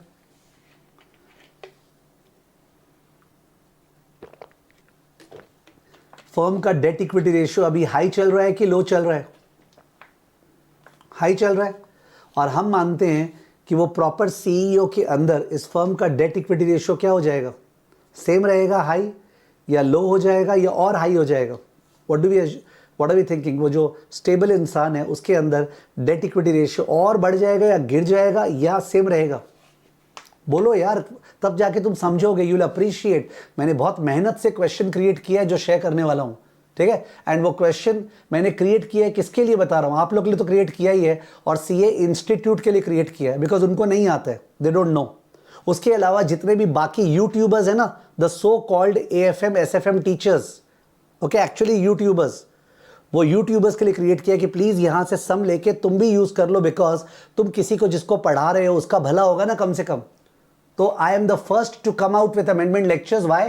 Because I want them to please copy mine. ठीक है. तो प्लेगियराइज, चेंज कर दो नाम वगैरह, बट एटलीस्ट हेल्प तो करो कम्युनिटी का. Okay, everybody should get concrete knowledge. Okay, anyways, तो ये KE निकल जाएगा, तो इससे अपना KC निकल जाएगा. Is that fine? ओके. अब बोलते बोलते मैं वैसे थक रहा हूँ ज्ञान, बिकॉज अपने CA स्टूडेंट्स का दिमाग तभी चलता है जब नंबर्स आता है, सम्स आते हैं. तो मैं FCFF का बोलने के बजाय आपको सम दिखा रहा हूँ जो मैंने क्रिएट किया. कैसे क्रिएट किया वही बता देता हूँ. मैं पहले एक्सेल में गया आज शाम को, and I was really in stress, because आने वाला था क्लास चालू, एंड आई वॉज स्ट्रेस कि कैसे होगा. और मैंने एक्सेल में जाके ये इनकम स्टेटमेंट बनाया. बनाने के बाद यह एकदम राइट साइड में बैलेंस शीट बनाया, वर्टिकल बैलेंस शीट. कुछ और इन्फॉर्मेशन दिया. इन्फॉर्मेशन दे के 5 साल का हॉराइजन लेके I started forecasting the free cash flow. ठीक है. और हर एक चीज़ कर कुरा के मैंने वैल्यू किया कंपनी को. फिर मैं देखा ये बना तो लिया, उसको डबल ट्रिपल टिक कर दिया कि एकदम ठीक लगे. और उसके बाद जाके आई देन थॉट दैट मेरे को इसको अब सब में कन्वर्ट करना है. ओके मेरे को इसको सम में कन्वर्ट करना है, तो इसको सम में कन्वर्ट करने के लिए, इसको सम में कन्वर्ट करने के लिए क्या किया मैंने, जस्ट 1 सेकेंड, या ये तो खुला हुआ ही है अपना, सॉरी चला गया सारा लिखा हुआ ना, सॉरी कोई बात नहीं है, आप लोग तो लिख ही लिए हैं। तो सम में कन्वर्ट करने के लिए ये सम मैंने बनाया, तो आप अब ये सम पढ़ रहे हैं, ऑल्दो मैंने सारा का सारा लेक्चर बोला नहीं है फिर भी, अदरवाइज बहुत बोरिंग लग रहा है। XYZ Pharmaceuticals is a distressed company, pharmaceutical company, दो बार pharmaceutical जरूरत ही नहीं था। The firm has been facing financial difficulties due to multiple factors including intense competition, regulatory changes, and a decline in market share. XYZ Pharmaceutical has a high debt burden resulting from an unsuccessful product launch and increasing R&D costs. ठीक है, ये वाला जो language है ये मैंने chat GPT से generate की है। ठीक है, तो सर आप क्यों नहीं लिख दिए, बिकॉज कितना मेहनत करे, इंट्रोडक्टरी पैराग्राफ मैंने चैट जीपीटी को बोला ऐसा ऐसा है भाई जनरेट कर, ठीक है, तो वो जनरेट कर दिया ये। अब और इसी सम के हेल्प से मैं बाकी और भी सम्स चैट जीपीटी को बोलूँगा अगर वो बना पाए तो, और जो लोग कॉपी करने वाले हैं मेरा सम वगैरह, वो लोग को भी एडवाइस है कि वो लोग चैट जीपीटी में जाएं और बोले प्लीज़ सिमिलर सम बना दो, ठीक है, और फिर उस पर चेंज कर देना वगैरह, जिससे लगे कि नहीं तुम बनाए हो, तुम मेहनत किए हो। ओके, तो अब दिया हुआ है अपने को the firm's latest financial statements are shown in exhibit 1 and exhibit 2 below. तो ये लेटेस्ट फाइनेंशियल स्टेटमेंट्स है, रुपीज़ इन करोड्स रेवेन्यू दिया हुआ है 12,000, EBIT 5% ऑफ 12,000, केवल 5% ऑपरेटिंग मार्जिन है, operating margin is only 5%, 600। Interest expense, तो if you look at the balance sheet, sorry if we look at the balance sheet, तो balance sheet में आपको डेट दिख रहा है 10% लॉन्ग टर्म डेट। ओके, आपको डेट दिख रहा होगा, ये जो 10% लॉन्ग टर्म डेट है कितना है 7,000, तो 7,000 का 10% लॉन्ग टर्म डेट है, तो उसका इंटरेस्ट क्या होगा 700, तो अकॉर्डिंगली 700 का इंटरेस्ट है ऊपर में। पीबीटी आ गया -100, तो जाहिर है टैक्स 0 और पैट -100। नोबडी सरप्राइज्ड, एक डिस्ट्रेस कंपनी लॉस मेकिंग हो सकती है, ठीक है, distress company can be loss making, तो नेट इनकम इज माइनस। ये मैंने बैलेंस शीट दिया, सिंपल बैलेंस शीट, जहाँ पे फिक्स्ड एसेट ले लिया 10,000, current asset 2,000। Generally distress company का लिक्विडिटी प्रॉब्लम होता है, तो मैंने उसका करंट लायबिलिटी 2,500 लिया, कि मतलब करंट रेशियो लेस देन 1, ठीक है, तो नेट करंट एसेट -500। ओके, जो होता है ना पैथेटिक वर्किंग कैपिटल सिचुएशन, तो 9,500 का मेरा इन्वेस्टेड कैपिटल आया, और वो फाइनेंस्ड कैसे है, 7,000 तो लॉन्ग टर्म डेट से है, उसके अलावा शेयर कैपिटल 3,000 है, और पीएल अकाउंट का डेबिट बैलेंस -500 है। शेयर कैपिटल 3,000 है, पीएल अकाउंट का डेबिट बैलेंस -500 है, तो मैंने -500, ऑब्वियसली मेरे को 500 बोलना चाहिए, पर मैं इधर लेके बोला, तो नेटवर्थ 2,500 है। Is it fine? Is the income statement and balance sheet fine? Is the income statement and balance sheet fine? Kritika, Nikhat, Khushboo, Sanyam, Nitika, Yash, PL account, balance sheet, is it fine? ठीक है, for the year just ended है अभी, और balance sheet अभी का। अब मैं नीचे गया, और नीचे जाके मैंने लिखा कि जो अपना इक्विटी है ना 2,500 का, इक्विटी 2,500 का, 3,000 - 500, 2,500, उसका मार्केट वैल्यू 2,400 है, 2,400। प्लीज शेयर प्राइस बताइएगा क्या है, आपके पास सारा इंफॉर्मेशन अभी स्क्रीन पे है। What is the share price? What is the share price? You have all the information on the screen. Please tell me the share price.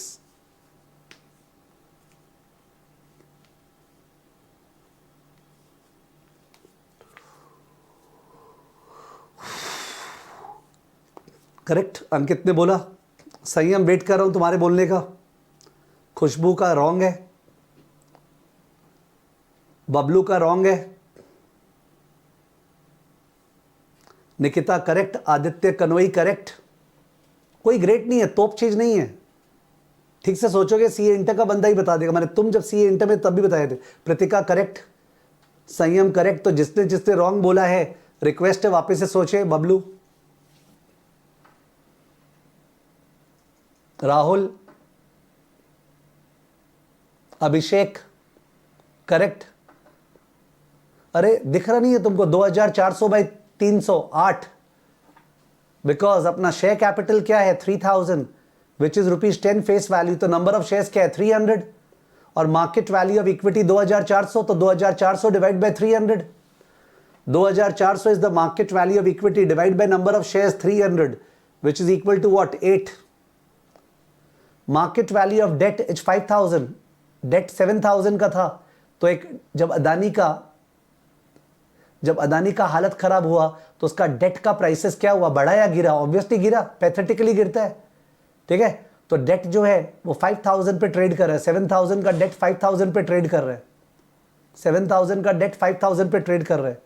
Tax rate is 25%, RF is 6%, RM minus RF is 5%, debt rating is B. B is a junk bond. Is this fine? Is this fine?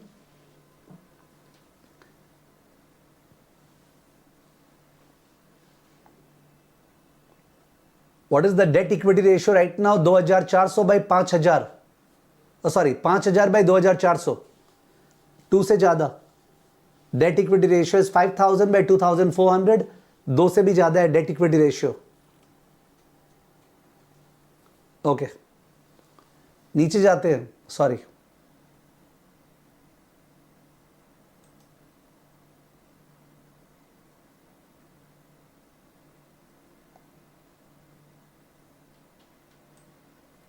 based on bond ratings, Exhibit 4 shows the cumulative probability of distress as well as the default risk premium over and above RF over a 5-year period. तो ये मैंने एक table दिया है जो standard and poor है। आप उसके वेबसाइट पे जा सकते हैं, S&P या मूडीज के वेबसाइट पे एक गूगल मारेंगे पहुंच जाएंगे वेबसाइट पे। उनके वेबसाइट पे दिया रहता है कि रेटिंग्स के अनुसार क्यूमुलेटिव प्रोबेबिलिटी ऑफ डिस्ट्रेस क्या है और हर रेटिंग के लिए डिफॉल्ट रिस्क प्रीमियम क्या है। ये तो दामोदरन भी अपने वेबसाइट पे दे रखा है डिफॉल्ट रिस्क प्रीमियम कि RF तो अपना क्या था, RF शायद 6% था। यस, और ये बी रेटिंग अपना देखो, बी रेटिंग है। तो अगर बी रेटिंग है तो बताइए तो अपना इंटरेस्ट रेट ऑन डेट क्या है? RF 6% है। What is the interest rate on debt? RF 6% है। What is the interest rate on date?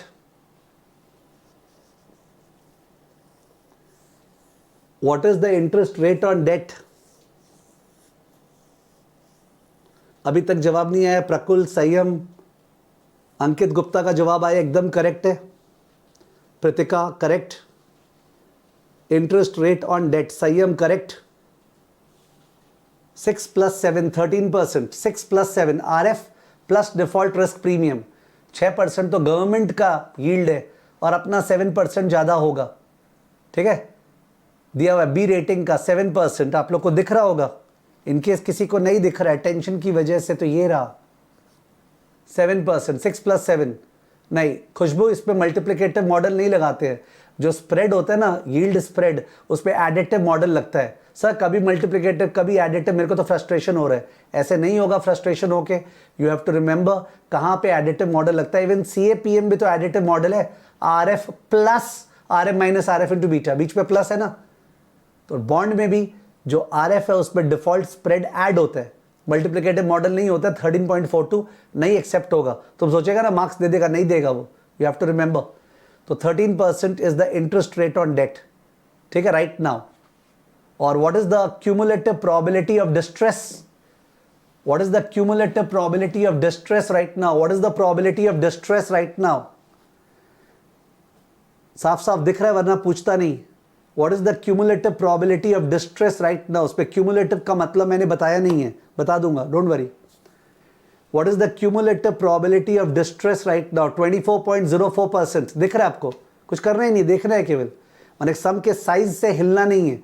In fact ये छोटा फॉन्ट में टाइप किया हुआ है, जो इंस्टीट्यूट का है वो तो और बड़ा फॉन्ट में होता है। 24.04%। तो आप लोग समझे कि जो वैल्यू होगा ना इसमें, इक्विटी का वैल्यू जो होगा लास्ट में, वो क्या होगा? 24.04% of distress value of equity plus around 75% of the going concern value of equity. ये समझ में आया?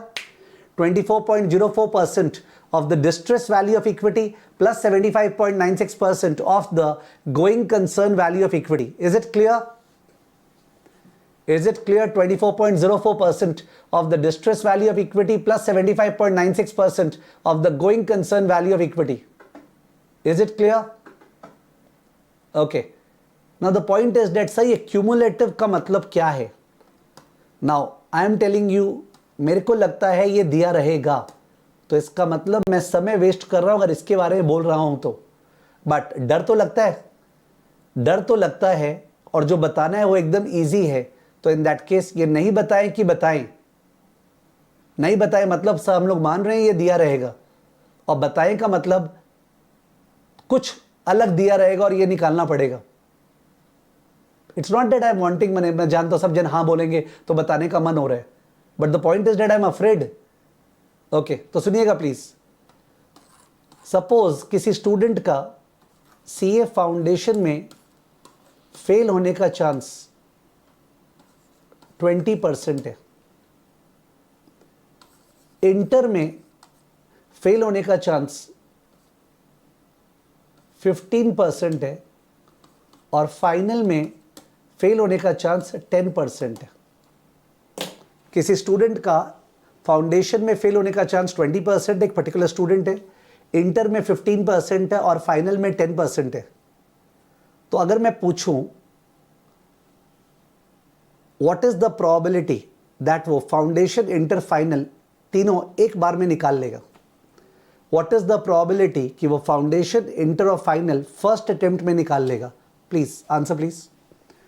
What is the probability that वो फाउंडेशन इंटर फाइनल एक अटेम्प्ट में निकाल लेगा? बहुत ही रियलिस्टिक एग्जाम्पल दिया है, ओके, जिससे किसी को फील ही नहीं हो कि प्रोबेबिलिटी चैप्टर पढ़ा रहे हैं. यही तो दिक्कत हो गया. Probability A by B by A करके माथा खराब कर दिया ये अलजेब्रा वाले लोगों ने. काश प्रोबेबिलिटी नंबर से पढ़ाया जाता, काश दुनिया में केवल मल्टीपल चॉइस क्वेश्चंस टाइप के ही होते, सो दैट अपने को A by B, A union B, ये सब करना नहीं पड़ता. Okay, so Pritika is saying 61.2%, Yash Murmuria is saying 61.2%. Anybody else? तीनों एक साथ में क्लियर करने का चांस. सोचो तुम्हारा छोटा भाई या बहन अभी फाउंडेशन देगा नवंबर में. Khushboo is saying 54%, Nikhat is saying 61.2%. एक बार में तीनों क्लियर करने का चांस तुम्हारे यंगर ब्रदर या सिस्टर का क्या चांस है? फर्स्ट अटेम्प्ट में तीनों क्लियर करने का चांस. ठीक है, अब मैं और वेट नहीं कर रहा हूं. It is 0.8 into 0.85 into 0.9. The answer is 0.8 into 0.85 into 0.9. निकाल लीजिए. 0.8 इंटू 0.85 इंटू 0.9. और अब बाकी जन सोच लीजिए. फाउंडेशन पास होने का चांस 80%, करेक्ट. फिर इंटर पास होने का चांस 85%, फिर फाइनल पास होने का चांस 90%. तीनों एक बार होने का चांस 80% इंटू 85% इंटू 90%, 61.2%. इसको फॉर्मूला वाइज भी लिखा सकते हैं फालतू का. Okay, A intersection B intersection C is equal to P A into P B by A into P C by A B. बाप रे बाप. ओके, तभी लोग छोड़ देते भाई, पारबोना वैसा वाला फालतू तरह से प्रोबेबिलिटी पढ़ाने का तरीका. tan theta sine theta. अरे हम लोग फाइनेंस के लोग हैं, कॉमर्स है, कॉमन सेंस का बात करो, नंबर्स के जोर पे बढ़ाओ. ठीक है, डजंट मैटर खुशबू कि आपने फिगर गलती ले लिया था, दैट्स फाइन, आपने तरीका समझ लिया. तो अगर पास होने का चांस 61.2%, तो फेल होने का चांस कितना? ये 61.2 क्यूमुलेटिव प्रोबेबिलिटी ऑफ पासिंग है. तो क्यूमुलेटिव प्रोबेबिलिटी ऑफ फेलिंग क्या है? 61.2 is the cumulative probability of passing. तो क्यूमुलेटिव प्रोबेबिलिटी ऑफ फेलिंग क्या है? Yes, please. 61.2 is the cumulative probability of passing. So what is the cumulative probability of failing? 61.2% is the cumulative probability of passing. So what is the cumulative probability of failing? 38.8%. 38.8% is the cumulative probability of failing. ठीक है, सही है. cumulative probability of failing का मतलब क्या हुआ वो तो समझ गए. उसका मतलब हुआ तुम फेल कैसे कैसे हो सकते हो. या तो फाउंडेशन में फेल, और या फिर फाउंडेशन में पास, फिर इंटर में फेल, और या फाउंडेशन इंटर में पास फाइनल में फेल, तीनों का मैं अलग से निकाल के ऐड कर सकता था। जैसे फाउंडेशन में फेल का चांस 20%, फाउंडेशन में पास और इंटर में fail is 0.8 into 15 which is 12%। ठीक है, तो 20 और 12 32, और फाउंडेशन इंटर पास फाइनल में फेल इज 0.8 इंटू 0.85 इंटू 0.1। तो अगर आप तीनों ऐड करेंगे तो 38.8% आ जाएगा, जिसको प्रोबेबिलिटी का बहुत ही चस्का चढ़ा है।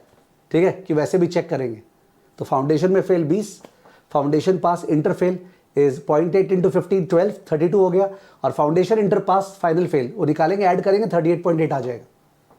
हम लोग तो ऐसे ही कराते हैं। मैंने अपने जीवन में stats economics as a practical person सीखा है और मैं वैसे ही पढ़ाता हूँ। ठीक है, ऑफकोर्स उस सिलेबस के अंतर्गत जो सिलेबस पढ़ाया जा रहा है। सो यहाँ पे भी कैसे निकाला गया होगा, ये जो निकाला है ना, ये जो बंदे ने निकाला है क्यूमुलेटिव प्रोबेबिलिटी ऑफ डिस्ट्रेस, तो पहले क्या है, हर साल का 5 साल का डिस्ट्रेस का चांस पता है, ईयर 1 का ईयर 2 का फेल होने का चांस। सोचो 5 लेवल है सीए में, भगवान करे हो नहीं, 5 लेवल है सीए में, 5 लेवल में फेल होने का चांस। तो 1 माइनस दैट करके उसको मल्टीप्लाई करते गया। जैसे तुम लोग 61.2 निकाले थे, वैसे उसने 75.96 निकाला जो यहाँ दिया हुआ नहीं है, फिर 1 माइनस दैट किया तो 24.04। ठीक है, तो वो मैं बाद में लिखा दूंगा, ऐसे मैंने आइडिया तो दे दी है, वो बाद में लिखा दूंगा, अभी रिदम खराब हो जाएगा, मैंने आइडिया दे दी है। ठीक है, वो स्टेप 2 होता है। अगर नोट्स देखोगे तो मेरा स्टेप 1 चल रहा था कि गोइंग कंसर्न वैल्यू कैसे निकालेंगे। स्टेप 1 तो था PV of the FCFF discounted at KC, उसके अंदर मैं केसी में घुसा, नोट्स वाइज केसी में घुसा, केसी के अंदर डब्ल्यूडी केडी डब्ल्यूई केई वेट्स पूछा, आप लोग बोले मार्केट वैल्यू, फिर केडी के अंदर घुसा, रेटिंग के अंदर घुसा, आरएफ प्लस स्प्रेड बताया, फिर मैं आ गया K E, RF plus RM minus RF into beta, फिर बीटा में levered beta unlevered beta into 1 plus debt equity into 1 minus T. Okay, फिर मैंने रेटिंग का सिंबल दिखाना चालू कर दिया। तो if you look at the process, ठीक से फॉलो करोगे, और प्रोसेस फॉलो करना पड़ेगा if you really want a good grasp over it. ठीक है ना, तो इन दैट केस ये, और कौन सा तो किताब लिखना है, तुम्हें सम सॉल्व करना है, सम सॉल्व करना काफ़ी आसान है एज कम्पेयर टू किताब लिखने के। तो ये प्रोबेबिलिटी ऑफ डिफॉल्ट वगैरह। आगे, you are a research analyst and specialized in the, English language wrong हो गया मेरे से, sorry, you are a research analyst and you specialize in the valuation of distressed companies. A client of yours is contemplating buying the stock of the company as it has fallen, sorry English language फिर से wrong हो गया, माफ कर देना, थोड़ा हड़बड़ी में था। It has fallen by more than 50%. Actually I was dictating, the staff was typing. ठीक है, it has fallen by more than 50% in the last 2 weeks. 2 weeks में ये शेयर का दाम 50% से ऊपर गिर गया। माने अभी 8 है ना, पहले 16 के ऊपर था, से 20 करीब दाम था, गिर के 8 हो गए। तो हम लोग को लग रहा है बाई कर ले। आप जो सी है ना, आप तो चार्टर्ड अकाउंटेंट है, आपको एक क्लाइंट ने अप्रोच किया, तुम रिसर्च एनालिस्ट हो, कि यार मेरे को शेयर बाई करने का बात हो रहा है, देखना कितना सस्ता हो गया। ठीक है, तो okay, hence he has approached you for advice. You recently read Ashwath Damodaran's famous book dark side of valuation and decided to use the method of DCF valuation plus distress value. कैसे मैं बदमाशी कर रहा हूं कि मैं चाह रहा हूं कि आप में से कोई बंदे को बाद में अगर होना कि यार मेरे को और नॉलेज लेना है तो डार्क साइड ऑफ वैल्यूएशन में जाए। ठीक है, there is no commissioning from Damodaran side, but he is the god of valuation.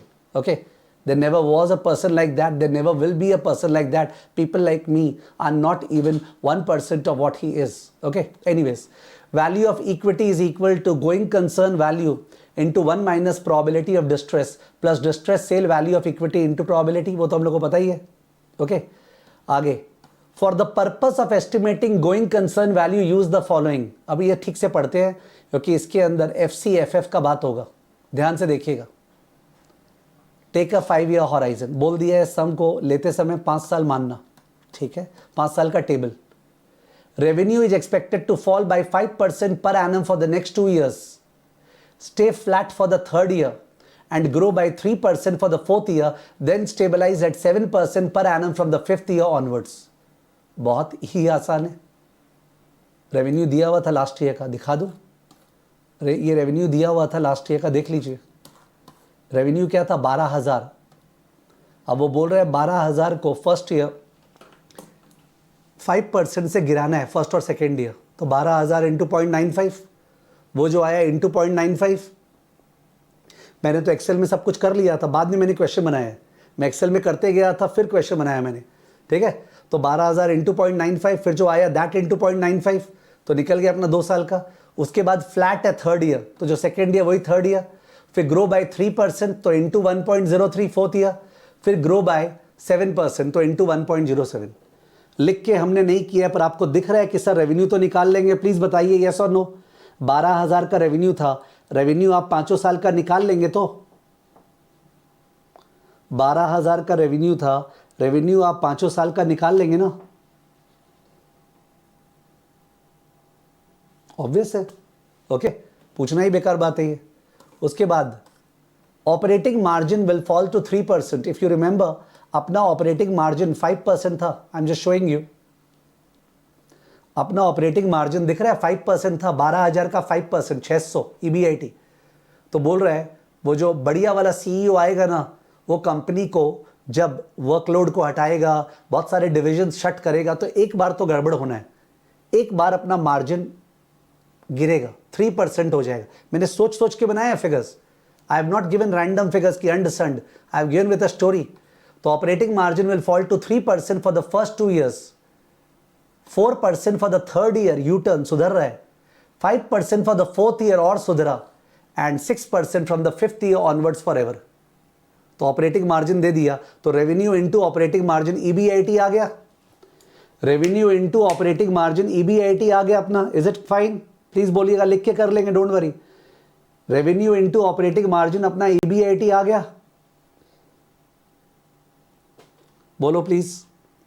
Revenue into operating margin EBIT आ गया। EBIT से क्या निकालते हैं? NOPAT. तो टैक्स रेट 25% था, तो EBIT इंटू 0.75 तो नो पैट आ गया, EBIT इंटू 0.75 तो नो पैट आ गया। क्लियर? अब नो पैट के बाद, नो पैट के बाद एक बार याद करा दूं, नो पैट के बाद अपने निकालते थे नेट इन्वेस्टमेंट, और नेट इन्वेस्टमेंट का फॉर्मूला था कैपिटल स्पेंडिंग या कैपेक्स, जो प्लांट मशीनरी में इन्वेस्ट कर रहे हैं, minus depreciation net change plus change in working capital. Hope you remember, ये तो सबको याद होगा कि सब फर्म जो है वो हर साल प्लांट एंड मशीनरी में इन्वेस्ट करता है, तो फिक्स्ड एसेट बढ़ता है, पर eight the same time depreciate भी होता है, तो उसके कारण गिरना चाहिए। तो ये जो है capital spending minus depreciation is actually the change in fixed asset, और उसके अलावा जो CA माइनस CL है उसमें भी चेंज होता है। ये आपको याद आ गया?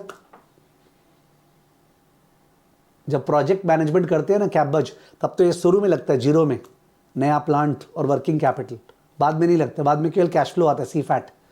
पर जो फर्म का वैल्यूएशन करते हैं उस पर देयर इज नो शुरू, हर साल अपने इन्वेस्ट करते हैं प्लांट में। ध्यान आ रहा है? बोल दो भाई कि नो पैट आ गया, नो पैट को अब फ्री करना है, फ्री।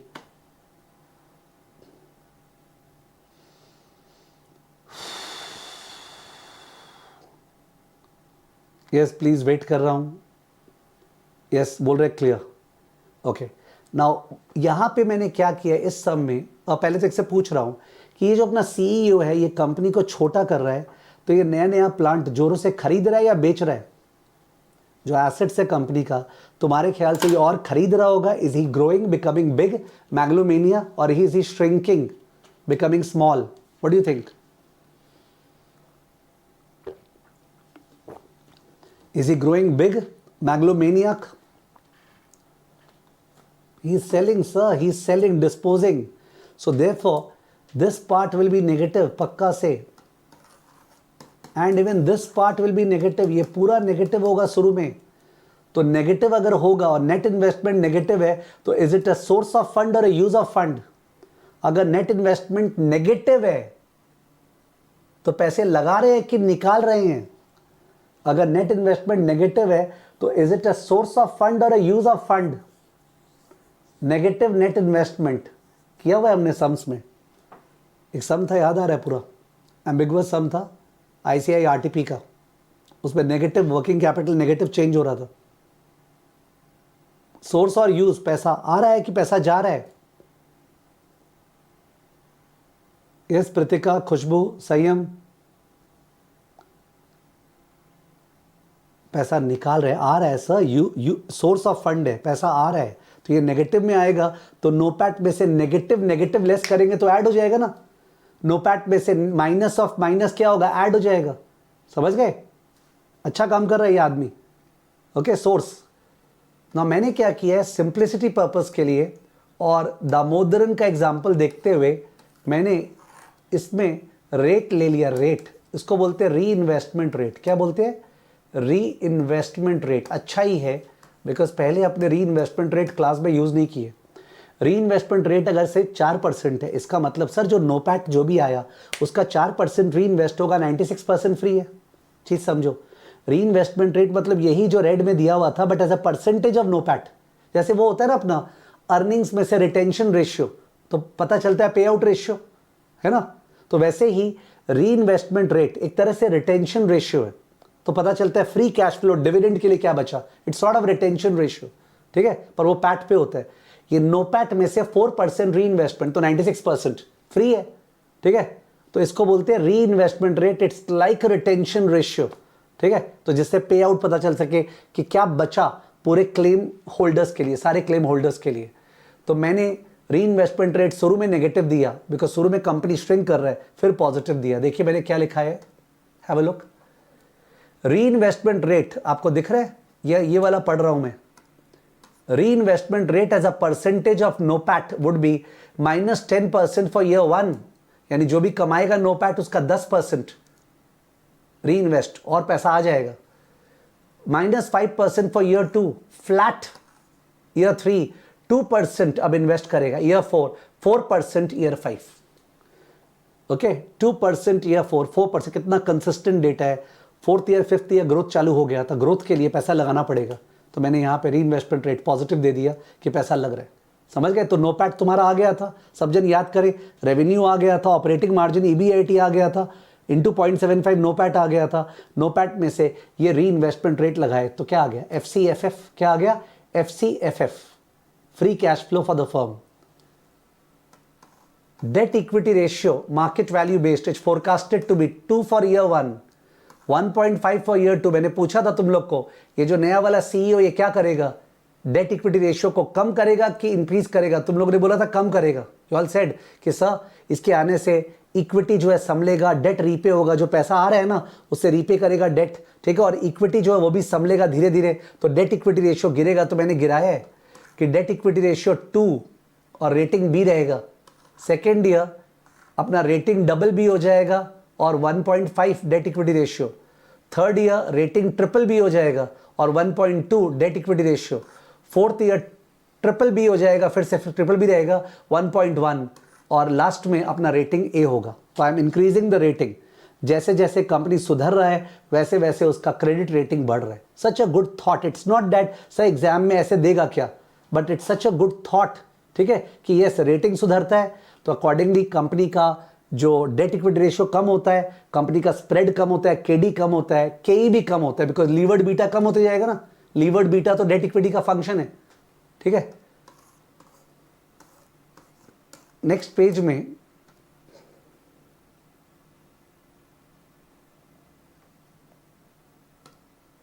ओके नेक्स्ट पेज में there are 3 companies, 3 comparable firms to XYZ pharmaceutical, similar to XYZ, which are declining but not under distress, यानी कि जो गोइंग कंसर्न है वैसे फर्म्स। जैसे अभी रिसेंटली अपने क्वेश्चन किए थे ऑप्शनली कन्वर्टेबल डिबेंचर, याद होगा, उस पर जब निकालते थे ना स्ट्रेट वैल्यू, तो क्या मानते थे? मान लो कि ये बॉन्ड नॉन कन्वर्टेबल है, तो बाजार में जो सिमिलर नॉन कन्वर्टेबल डिबेंचर का YTM से टान के निकालते थे, वैसे ये डिस्ट्रेस कंपनी मान लो डिक्लाइनिंग है, मरेगी नहीं, तो उस केस में सिमिलर डिक्लाइनिंग फर्म्स का क्या हाल है, ठीक है। बहुत सोच के लिखा है लैंग्वेज मैंने। फर्म ABC, उनका बीटा, उनका डेट इक्विटी, तो ये कौन सा बीटा है उनका? गिवन दैट उनमें डेट इक्विटी है, ये कौन सा बीटा है? ये सिमिलर फर्म्स का कौन सा बीटा है? बीटा U है कि बीटा L है? सिमिलर फर्म्स ABC है, उनका डेट इक्विटी लास्ट कॉलम में दिया हुआ है, तो इनका कौन सा बीटा है? बीटा U है कि बीटा L है? कौन सा बीटा है ये उनका? ऑब्वियसली ये बीटा L है। This is beta L, levered beta ना, उनमें डेट है। और याद अपने क्या करते हैं, इसको डी लेवरेज करते हैं, इसमें से लेवरेज उतारेंगे, मतलब divide by 1 plus post tax debt equity ratio. तीनों का अनलीवर्ड बीटा आएगा, उसका एवरेज लेंगे, और एवरेज लेके अपना लेवरेज चढ़ाएंगे। ओके, इन लोग का जो लेवरेज है उतारेंगे तो अनलीवर्ड बीटा आएगा एवरेज, और अनलीवर्ड बीटा में अपना leverage चढ़ाएंगे। D leveraging and re leveraging, okay, D leveraging and re leveraging. But यही एकमात्र समय अभी तक जो क्लास में जिसमें हर साल कंपनी का डेट इक्विटी चेंज होने वाला है, तो आपको री लेवरेज हर बार करना पड़ेगा, जिससे अलग अलग केस के आएगा और फिर केसी आएगा। Are you understanding? यही वो सम है जिसमें री लेवरेजिंग हर साल करना पड़ेगा 5 साल के लिए। ठीक है, तो पहले इनको डी लेवरेज करना है, तीनों को डी लेवरेज करके एवरेज अनलीवर्ड बीटा निकालना है, फिर उसको बार बार री लेवरेज करना है, ईयर 1 में, ईयर 2 में, ईयर 3 में। तो अकॉर्डिंगली इनका बीटा आएगा, उससे अलग अलग के आएगा, और केडी आ रहा था उससे केसी आएगा। Beyond year 5 FCFF will grow at 7% per annum for ever. अच्छा, तो 5 साल बाद जो टर्मिनल वैल्यू निकालते ना, continuing value, terminal value, horizon value, V5 is FCFF6 by KC minus G. Okay, V5 is FCFF6 by KC minus G. For the purpose of distress sale, value word नहीं होना चाहिए था, we can take to be 20% of invested capital. तो बोल रहा है जो liquidation करेंगे ना अगर एसेट्स का, कंपनी चलने वाली नहीं है, बंद होगी, तो 20% of the invested capital, books में जो कैपिटल है उसका 20%, फर्म का बात कर रहे हैं, invested capital FA plus CA minus CL, या फिर नेटवर्थ प्लस डेट जो बुक्स में है उसका 20%। तो ये तो बहुत ही आसान है, जो संयम तुम पूछ रहा था इसका कोई चिंता नहीं है, चिंता है गोइंग कंसर्न का। ओके, चिंता है गोइंग कंसर्न का। और क्या ये लोग इतने डेप्थ में गोइंग कंसर्न देने वाला है कि हर साल डेट इक्विटी चेंज होगा, ठीक है, रेटिंग दिया रहेगा? No, not necessarily. ठीक है, but if you look at the institute का लैंग्वेज, उन्होंने साफ साफ बोला है अनलीवर्ड को लीवर्ड, उन्होंने रेटिंग का बात किया, उन्होंने स्प्रेड का बात किया है। तो एक एक लैंग्वेज जो उन्होंने बात किया मैंने उसको न्यूमराइज किया। सर आपने तो अश्वत्थ दामोदरन के बुक से कॉपी कर दिया होगा, जाके चेक कर लेना। Okay, he doesn't teach academics wise, he teaches real life wise. Okay, this has been prepared by me, ठीक है, and others are going to copy the same and create questions. हो सकता है थोड़ा रुक के करेंगे, बोलेंगे कोई चेंजेस नहीं, चिंता मत करो, पुराना SFM पढ़ो, वैसा वाला बात। ठीक है, बात ये नहीं है कि ये आएगा कि नहीं आएगा, बात ये है कि this has to go into our psyche because valuation is important, it makes a career. Calculate the per share value of equity, compare that with existing market price and advice. तो ये दिया हुआ है। अभी जो समय बचा हुआ आज के क्लास में, उसमें आई एम शोइंग यू, मैंने जो वैल्यूएशन किया है इसका एक्सेल में। ऑफ कोर्स आप लोग को लिख के करना चाहिए, एक्सेल नहीं, आपको लिख के करना चाहिए। ये रहा रेवेन्यू, तो रेवेन्यू का ग्रोथ लिखा मैंने, देखो रेवेन्यू का ग्रोथ -5 फिर रेवेन्यू निकाल दिया मैंने 11,400, 10,830, 10,830 जो तुम लोग निकाल के बोल रहे थे, 12,000 को इंटू 0.95 सेम इंटू 1.03 इंटू 1.07।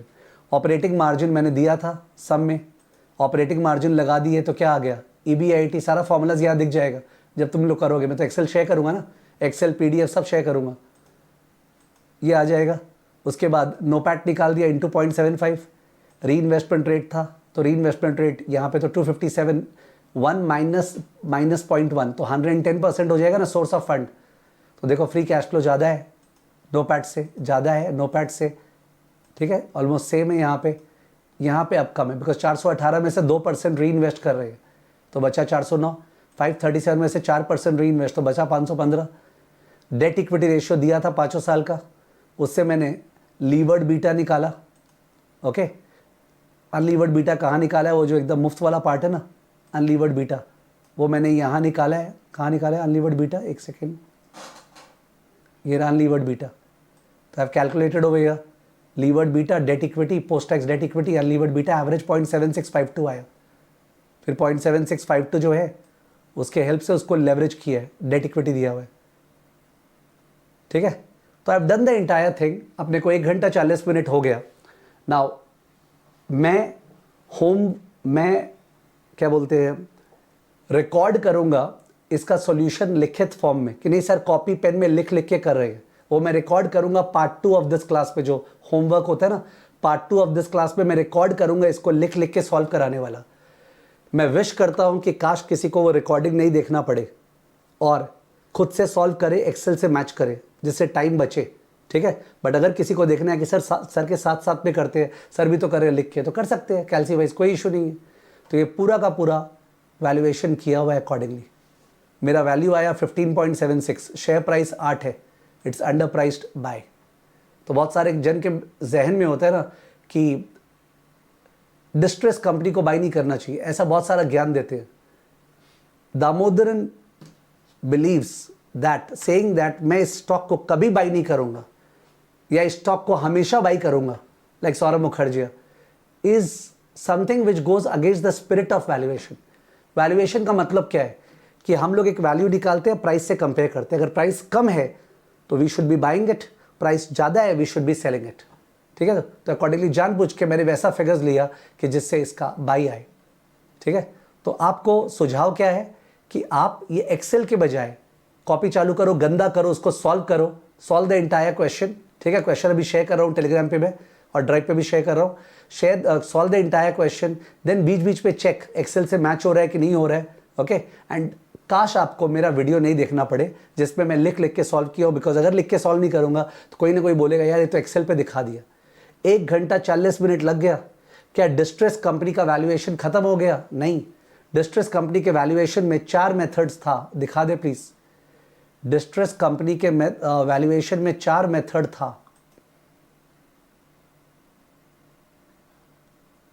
वो चला गया था विच आई हैड शोड। तो डिस्ट्रेस, स्क्रीन 1, डिस्ट्रेस कंपनी के वैल्यूएशन में 4 मेथड था, जिसमें से फर्स्ट मेथड बोगस टाइप का है, ऑल्दो उसका भी करेंगे सम, बिकॉज देख के डर लग रहा है आईसीआई का मैट, तो करेंगे पर बोगस है। सेकेंड मेथड बहुत इंपॉर्टेंट है, कराया। थर्ड मेथड एपीवी बहुत इंपॉर्टेंट है। फोर्थ मेथड लॉलीपॉप है। तो नेक्स्ट क्लास जो होगा अपना अमेंडमेंट क्लास 2, वो लॉलीपॉप से स्टार्ट होगा। लॉलीपॉप से अपने जाएंगे मेथड 1 जो बोगस है, और उससे जाएंगे एपीवी में, ठीक है, next class, okay. Is it fine? Is it fine, please? I hope it is fine.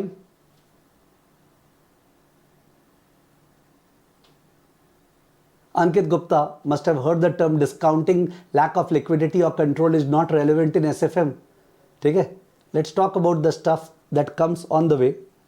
जैसे जैसे, और एक चीज बोलना भूल गया, सॉरी, एक चीज आप लोग फंसेंगे।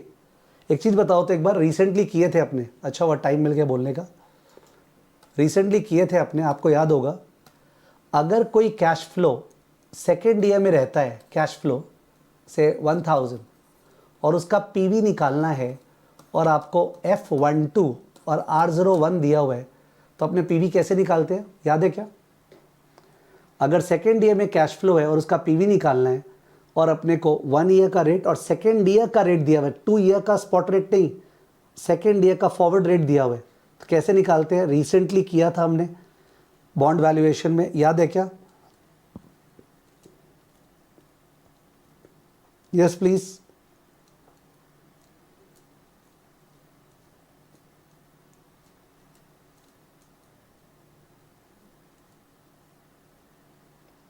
Is there a glitch in the Yulan app आज के दिन? बिकॉज थोड़ा सा मैसेजेस आप लोग का डिले से आता है, आई डोंट नो, और मैं हर बार भूल जाता हूं। सीक्वेंशियल टानाटोनी भूल गए क्या वर्ड? सीक्वेंशियल टानाटोनी बोल रहे सही हो सर, इसको इधर टानेंगे इधर टानेंगे, याद है? 1000 को डिवाइड करेंगे बाय 1 + F12, सपोज ये 10% है, सपोज ये 9% है, क्या आंसर है बोलना तो प्लीज। बिकॉज सीए का स्टूडेंट बोलता है करवा दो यार, इतना ज्ञान मत पूछो। 1000 का पीवी बताना आज,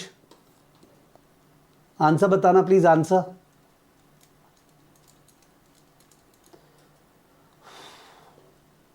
आंसर बताना।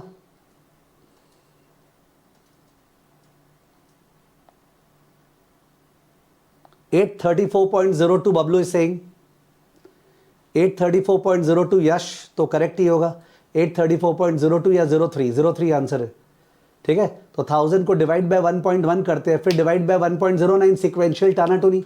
तो ये जो सम किए ना एक्सेल में, इस सम में जो केसी हर साल चेंज हो रहा है वो F12 है, वो सेकेंड ईयर केसी, थर्ड ईयर केसी है। तो जो फ्री कैश फ्लो आया उसको सीक्वेंशियल टाना है मैंने, वरना आपका मैच नहीं होगा।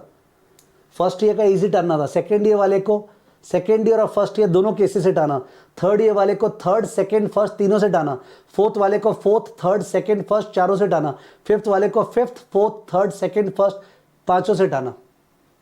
ठीक है, तो वहां पे अटक सकते हो कि क्या पता एक्सेल समझोगे नहीं। और दूसरा चीज, आई थिंक अटकोगे नहीं, बट फिर भी बोल दूं, आपको तो पता है ना कि अगर एक कंपनी का एसेट्स आर इनसफिशिएंट टू पे द डेट, से एसेट्स कंपनी का 1000 है और डेट 5000 है, तो इक्विटी को क्या मिलेगा या क्या देना पड़ेगा? कंपनी का एसेट्स लिक्विडेशन में 1000 है, पर जो डेट है वो 5000 है, 1000 करोड़, 5000 करोड़, तो इक्विटी को क्या मिलेगा या क्या देना पड़ेगा? अगर एक कंपनी का एसेट्स नीलामी में लिक्विडेशन में 1000 है, तुम शेयर होल्डर घर में बैठे हो, ठीक है, तो और 5000 करोड़ उसका लायबिलिटी है, तो ब्रोकर तुमको फोन करेगा क्या, सर 4000 करोड़ का पाती आया है, आप रुपया दीजिए? कुछ नहीं, जीरो, लिमिटेड लायबिलिटी फीचर। तो रिमेंबर, सॉल्यूशन में वो बुद्धि भी लगा है, सॉल्यूशन में वो बुद्धि भी लगा है, समझ गए? मैं अगर तुम्हारे जगह होता, स्क्रीन वन, मैं अगर तुम्हारे जगह होता तो I would have been delighted ये स्टफ करके, और मैं सोचता आज अभी खाना खा के, ओके, खाना वाना खा के चल यार इसी सम को करने बैठते हैं चेप चेप के, ठीक है, और एक्सेल भी देखते कैसे हुआ। और एक्सेल सर ने तो थोड़ा सा वैसे यूज किया, सुंदर बनाते, कलरफुल बनाते, कोई इसको कलरफुल सुंदर बना देना तो इन दैट केस वो एक्सेल वापस से दे देना, बाकी लोग से शेयर कर दूंगा। आई नो आप लोग चैंपियन हो उसमें, बिकॉज एक्सेल का पकड़ जो सीए में है जनरली बेस लेवल, वो पकड़ मुश्किल से क्रिएट होता है। तो I am wanting somebody to really decorate the same, make it very very formal and professional and share it with me. I am sure somebody will do, ठीक है, तो उसके नाम से मैं शेयर करूंगा, ठीक है। Okay Khushboo, okay Yash, okay Aditya, ठीक है। So just to get your feedback, इस तरह का अमेंडमेंट क्लास होगा, अमेंडमेंट क्लास इस टाइप का होगा, प्रैक्टिकल वाला, थियरी तो अलग बात है, कोई बात ही नहीं है, okay. I will not be able to do amendment class of the type, कुछ है नहीं, ये ऐसे देख लीजिए थियरी दिया हुआ है, इससे कुछ आने वाला नहीं है, ठीक है, मोटा मोटी इसको पढ़ लीजिएगा, अंडरलाइन कर देंगे वहाँ पे, पहले ये निकालना है वो निकालना है। This is not what I will do, and this all others will do. Why? Because all others do not have a base in finance. वो लोग का फाइनेंस में बेस नहीं है, वो लोग अकाउंट्स जानते हैं, टैक्स जानते हैं, खाली पीली, they are crowding the space, और उससे मेरे को कोई दिक्कत नहीं है। The problem is that many people are getting exploited. इस बार जो एसएफएम का रिजल्ट आया है अभी आज, एसएफएम का रिजल्ट आया है आज, वो रिजल्ट टाइट है, ओके, 80 से ऊपर भी आया पर टाइट रिजल्ट है।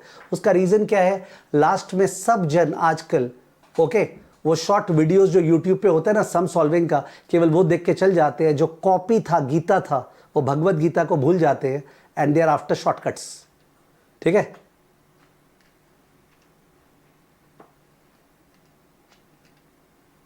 ये नया नया चालू हुआ, सही हम बोलते रहो तुम, कोई फर्क नहीं है, ठीक है, okay. So see you day after tomorrow, परसों मिलूंगा, okay, I have some meetings lined up tomorrow, तो will see you day after tomorrow. परसों अपना डिस्ट्रेस्ड कंपनी वैल्यूएशन खत्म हो जाएगा, ठीक है, और उसके बाद अपने स्टार्टअप और डिजिटल प्लेटफॉर्म में जाएंगे।